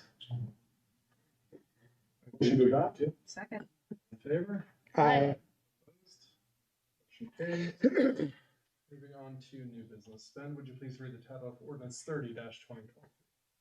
An ordinance amending chapter 1136, Main Street Districts, specifically section 1136.05, Schedule of Uses, Item, Multi-Unit Dwelling of the codified ordinances of the city of North Canton to permit multi-unit dwellings on ground floors when a property does not have frontage on Main Street or another important road in the city as designated by council. The Community and Economic Development, sir. This was discussed at length at the public hearing. I move the adoption of 30-23. Second. All in favor? Aye. Opposed? Motion carries. Okay, Ben, would you please read the title of ordinance 32-2020? An ordinance repealing and replacing chapter 1153 of the replacing 1153 off-street parking of the codified ordinances of the city of North Canton. Okay, Daryl. Again, this has been discussed at length. Move adoption of ordinance 32-23. Second. All in favor? Aye. Opposed? Motion carries. Ben, would you please read the title of 38-2020? An ordinance repealing and replacing chapter 1107 subdivision regulations of the codified ordinances of the city of North Canton. Okay, we discussed this at length. There's nothing new on this either. Move that we adopt. Move all seconds. All in favor? Aye. Aye. Opposed? Motion carries. Can I have a motion and a second to suspend Council Rule 23 to allow for consideration of items 4A, 4B, 5A, 5B, 5C, 5D, 5E from the preceding committee meeting? Vote moves. Second. All in favor? Aye. Opposed? Motion carries. Ben, would you please read the title of what is now ordinance 62-2020? An ordinance repealing subsection 148.02B of chapter 148 Property Maintenance Review Board of the codified ordinances of the city of North Canton in order to reflect the structure of charter established boards and to prevent legal conflicts of interest and declaring the same to be an emergency. Okay, John, Lance Wilkes. Yeah, Ben, explained that rather good for us in the committee of the whole meeting, so I, would have moved to put it on, well, to move to be an emergency first. Move to adopt. Move to adopt. Give all a second. All in favor? Aye. Opposed? Oh, Motion carries. sorry. Can I have a motion and a second to suspend the rules of council requiring quick readings? Move all moves. Second. All in favor? Aye. Opposed? Motion carries. And can I have a motion and a second to adopt ordinance 62-2023 under suspension of the rules? Move all moves. Second. All in favor? Aye. Opposed? Motion carries. Ben, would you please read the title of what is now ordinance 63-2020? An ordinance amending chapter 105 Ohio Fire Code of the codified ordinances of the city of North Canton. 1501. What did I say? 105. Oh, sorry. Yes, chapter 1501, Ohio Fire Code of the Codified Ordinances of the City of North Canton, specifically section 1501.01, adoption, in order to reflect the most current version of the Ohio Fire Code and declaring the same to be an emergency. John, yeah. Again, we discussed this in the committee of the whole meeting, so I will make a motion. Roll seconds. All in favor? Aye. Opposed? Motion carries. Can I have a motion and a second to suspend the rules of council requiring 3 readings? Revolt moves. Second. All in favor? Aye. Opposed?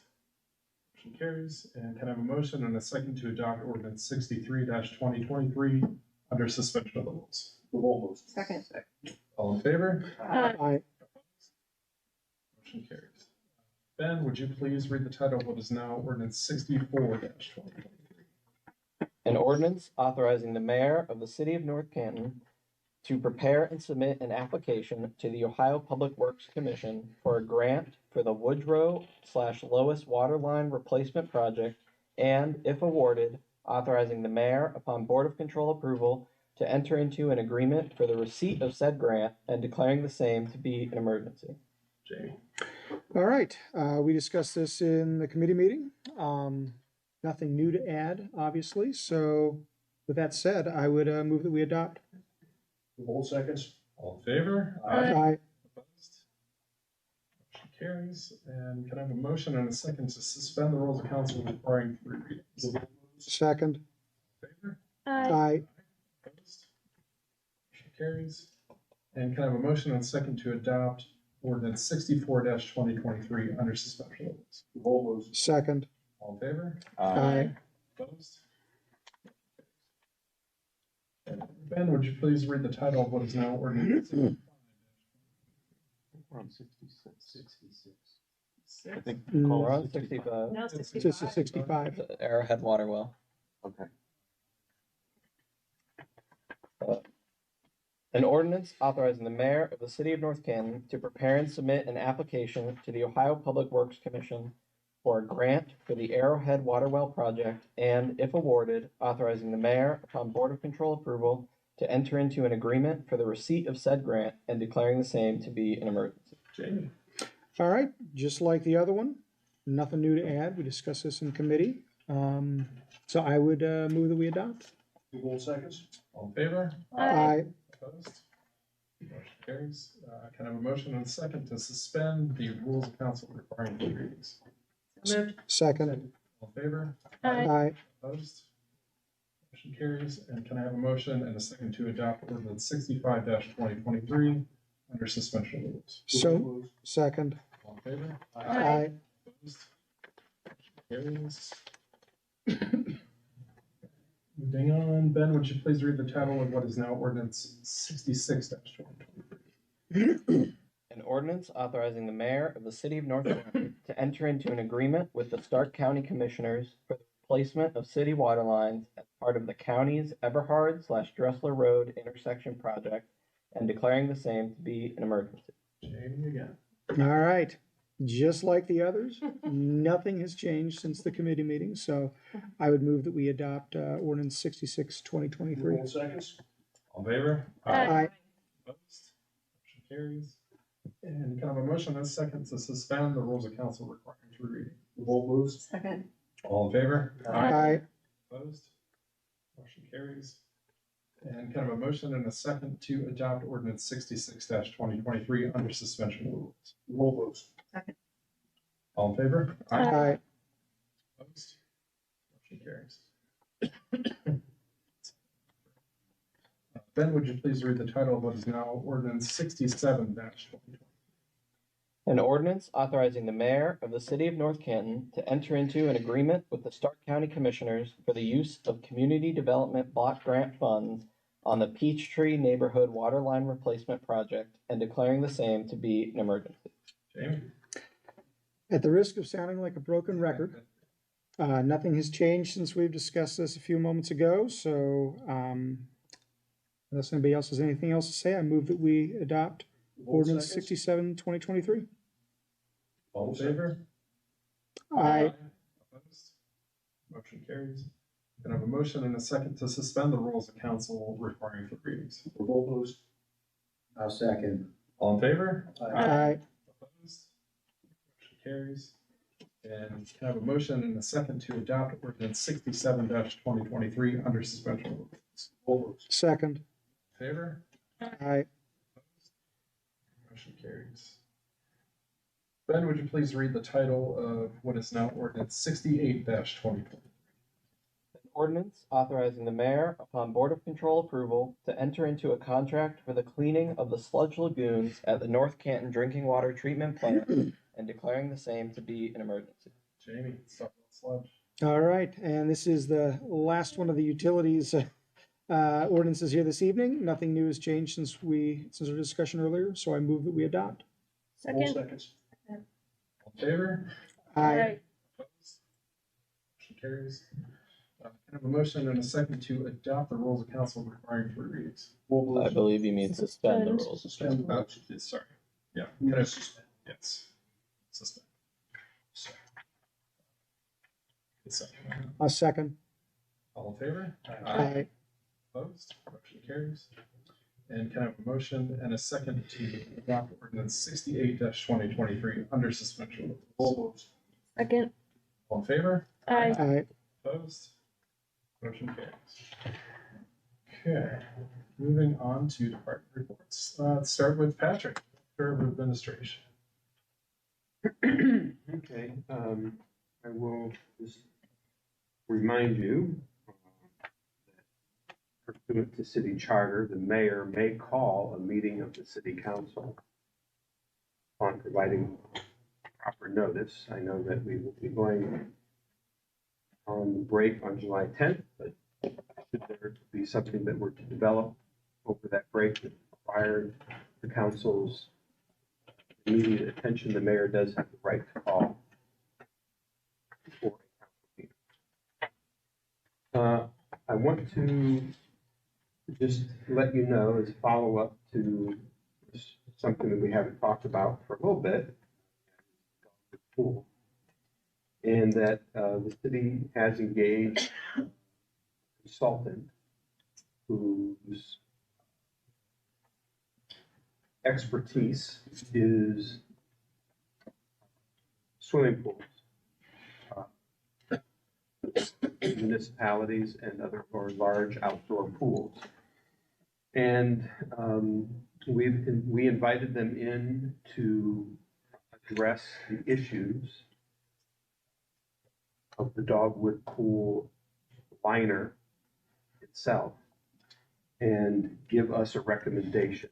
I expect that to be delivered to us before the end of the month, after which time we will be bringing to City Council our analysis of the consultant's report. As you know, that the pool liner has been failing in the last 3 years, each year progressively worse. So we're going to take a look and see what they're recommending be done. The entity that we are engaging with is not the entity that sold us the liner. At this time, though, until I have such report in my hand and can analyze what it is saying, I am going to withhold sending out for bid, advertising for bids on the Dogwood Pool House project. I don't think it would be prudent to submit that out and have entities work hard at getting that turned back in without us knowing what that report says. So I think council is going to need more information before we can move forward with that. So look for that to happen, hopefully by the end of this week. And I'll be in touch with you on that. That was not one of the items that I was thinking. I mentioned about the mayor maybe call a meeting. But that concludes my report. Catherine. I don't have have a report. If you have any questions for me tonight, you can answer. I mean, Patrick covered it on the parks. I would just say on the people side, if I can, say one thing. I don't want to jump ahead for you, Ben, but let's say thank you to Ginny for her time here. You may or may not know she's moving on. We have been actively recruiting her replacement. We've had some good interviews. In fact, we have a solid second interview this week, so we're hopefully going to have her backfill pretty quick here. And she's moving on to bigger and better things. And thank you for the time. She mentioned tonight that her first meeting was a triple header, and her last meeting was a triple header. And it's going out in style. We're actively recruiting and looking for, and kind of in the final stage for a water treatment operator. We have some police and fire positions, and of course her policy AA position. And recently, I did get the opportunity to attend the National Society of Human Resource Management conference, which took along Kelly Hart from the city, who has recently received her specialization in human resource management. So we're keeping very abreast of all the ever-changing employment laws and regulations that follow to keep the city compliant from the human management side. So that's all I have, unless anyone has any questions for me. Thank you. Thanks. Let's go with Mayor. Thank you, President Story. Yeah, thank you for sharing that information again about keeping our city compliant, our HR qualification. Jenny Greer, again, thank you for your time with us. I wish you the best in your next phase for your very community-oriented service. We're going to miss you. Thank you for bringing your talent to our city administration. Just no particular order. We have two new businesses that are coming back into town, coming into town. Warner Family Insurance, they're gonna take up a location at 822 South Main Street, the building just south of the Burris Jewelers right there. So they're bringing their insurance company in. Also, I had the opportunity for the ribbon cutting at 210 Apple Grove. That was the Ohio Catholic Federal Credit Union. They're very excited to be here in North Canton. Something that a little out of the ordinary, I had the opportunity to attend the Great Lakes Regional Baton Twirling Championships. And that was held at the North Canton Hoover High School. And there was over 200 participant young girls from the youngest age you could imagine to the senior status, college educated or college level, and had an opportunity to meet several head twirlers from one from Michigan, one who's going to be at Miami University of Ohio, and a couple high school young ladies who are going to be the head cheerleaders. And it was a pleasure to meet with them. They came to our city from Ohio, Maryland, West Virginia, and Illinois.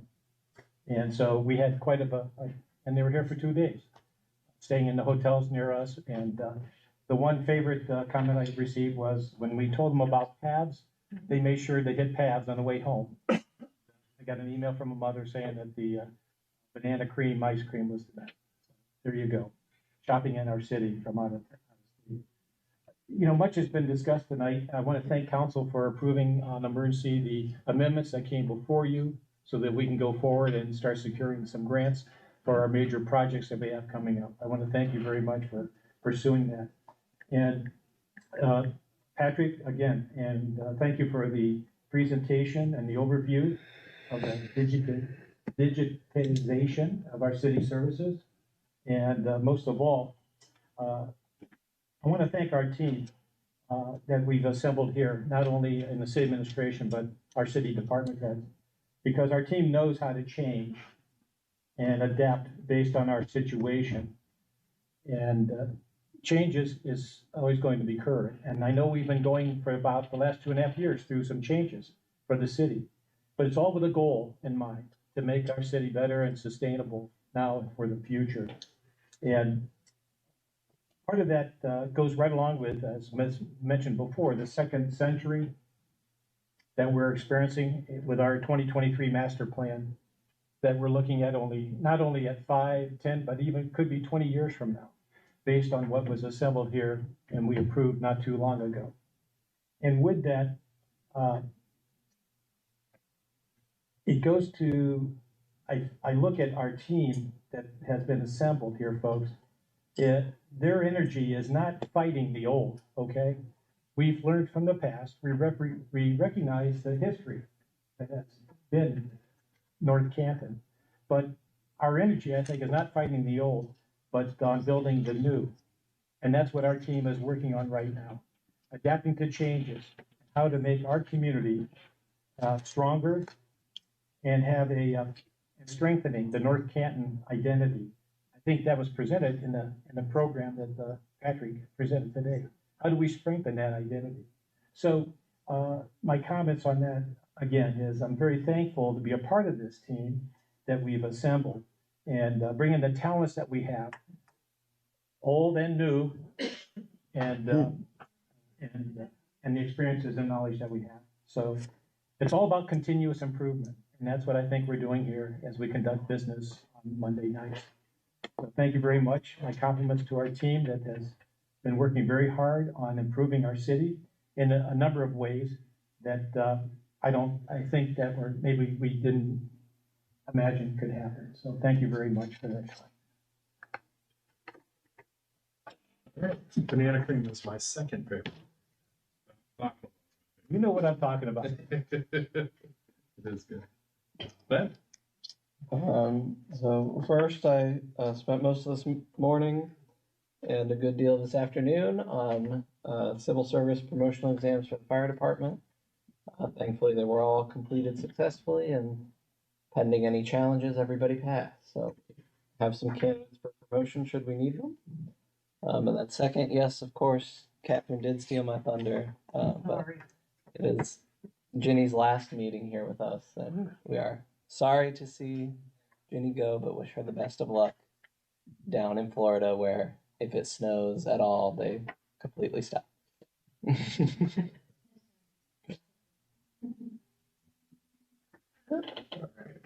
Let's go on to council reports. Jamie.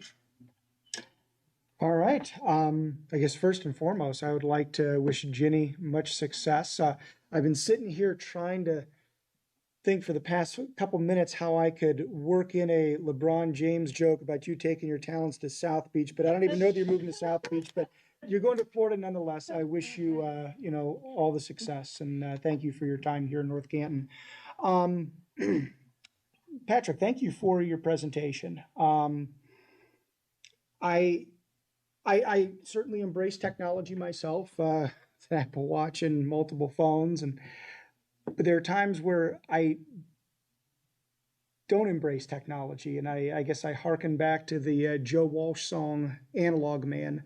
But I tell you what, the system is easy to use. I did get my fire permit online earlier this year, and I think hearing, as you described, a lot of the permits that some of the tradespeople would have to get used to have to come in building. It just makes it so much easier for these people. And then rental registration, just to hear what's been accomplished with the modernization of our systems, and it just blows me away. So thank you for sharing what you shared. So really don't have anything else this evening, and that's it. Thank you, David. Okay, so as Chairman of Personnel and Safety, since I had nothing on the agenda, I think I deserve to speak for, 30 minutes? No, At least as long as we talked about water, sewer, health and wellness, no. Actually, Ms. Greer, good luck, and thank you for what you've done to the city. Our loss is their gain. We do have a new addition to the North Canton Police Department, Jacqueline Helmassy? Helmassy. Yes, sir. So close. She is a new appointed part-time dispatcher for our police department. So welcome, Jacqueline. And then we have the fire department. Patrick Klein is a new full-time firefighter and paramedic that has been added to the team. So continue to add great people in our HR department. The number one asset is our people. So keep hiring these great people, keep making the city better for our residents. That's my report. Thank you, David. Stephanie. I love that you're doing AmeriCorps. My sister did it, and the things she learned and gained, you can take wherever you need to go. And I always love seeing people go, learn, and then if you want to come back, come back. So I love that choice, even though we'll miss you. And when thinking about the technology, I do a lot with Maslow's hierarchy, and you talk about those basic needs, and that's what you're talking about, Patrick, the basic needs of the city, and you will never get to the growth level without looking at those basic needs and giving the individual those things that they need on a daily basis to move their business, which is our city business, and all those different avenues you talked about in a more productive, efficient way. So it's amazing, and I think we will see tremendous growth from it. So thanks. That's it. Oh, and I loved the development with Catherine and Kelly going to their conference. So important. You Never cannot been done here develop before. people, and it's one of the reasons people leave their jobs. So thank you. Often was it done before? Thank you, Stephanie. John? Okay, Jenny, thank you for all you've done. Best of luck. Pat, I'd like to say a big thank you for that alley behind Crow's Nest. We did it. It looks great. Keep up the good work there. Now, for the last 2 weeks, I've had a 3-year-old at the house. Yeah. So we went over to the park at Dogwood. Oh. And as my wife's playing the one night, with her on that stuff, I'm sitting around and I'm talking to a lot of people. So I said, well, maybe I'll take a poll. How many are actually from North Canton? The first night, only 25%. The second night, closer to 50%. And then the third time we went on a Saturday and they had rented out a Dogwood. It was for a Glen Oak celebration. So we had some partial North Cantonians and stuff. So that, that park is a great park. But we've got to do something with the middle school age kids. They're on the smaller kids stuff. And some adults, without children, are on that stuff. I said something to one adult. I go, "You have any children here?" "Oh no, I like coming down here." And he's on a little ride for a 2 or 3-year-old. I didn't go for that. And yeah, there was other issues. There are signs there that do say the ages of Yeah, the but equipment, and no we're one patrolling it a little bit more now. We have our police officers, and if they seem like they're being a little bit too aggressive on the equipment, we are definitely pointing to the sign Good. and saying, And then the other positive thing, I saw a lot of kids pick up pieces of paper and stuff and threw them away. And you can't teach that. They were probably North Canton kids, but of course. but they were picking it up and the bathrooms were clean and everything. So That's good great. job. Other than that, All right, thank you, John. Daryl? Jenny, good luck. Hope you carry with you our best wishes, and we're confident in your new gig. You'll enjoy great success. Thank you very much. Thank you. That's it. All right, Christina? Jenny, you're like just a total delight and so inspiring, and I truly can't wait to watch you go and change the world wherever you end up. I appreciate you and we'll miss you. Patrick, thanks for the wonderful report. Ben, thanks for doing the work. I'm a big advocate, as I've said many times, of retaining young talent here, and certainly an advocate of retaining all of our talent of all ages, all of our seasoned employees, but the seasoned ones don't seem to get quite the criticism sometimes. So you're awesome, and you know that. And that's all. Oh, one more thing. You have been putting in the agenda, like, this is another thing you've been doing, kind of like reflecting back on the master plan, and is whatever we're doing compliant with the master plan. And I've been noticing that, and it's pretty great. So it's another thing you're doing really well too. That's All right, thank you. Okay, Jenny, thank you for all your hard work. You're not really replaceable, so that's tough. We'll miss you. I will warn you that North Canton's like a magnet. It draws you back. So that's your fair warning. Yeah, later, absolutely. but congratulations. Oh my gosh, I had something about the park and I was fleeted. Thank you, Ben, Patrick. The technology is great, but again, without the staff and without the want-to attitude, it doesn't matter. So the technology, obviously, very, very important, but the staff is what drives it. So thank you, guys. Buying support local, and Dogwood's awesome. I don't know what I was going to say, because I envisioned you playing on the. Oh, that'd be great. I can see him on the zip line, right? And I'm looking forward to the 4th of July. Great. We'll do final call for new business. Okay, seeing none, moving on to the meeting calendar. July 3rd, no meeting for July 4th holiday. And then on July 10th, we'll have the last regular city council meeting before the summer break. So, entertain a motion to adjourn. Second. Favor? Aye. Opposed?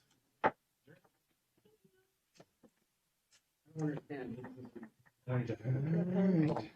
53 seconds.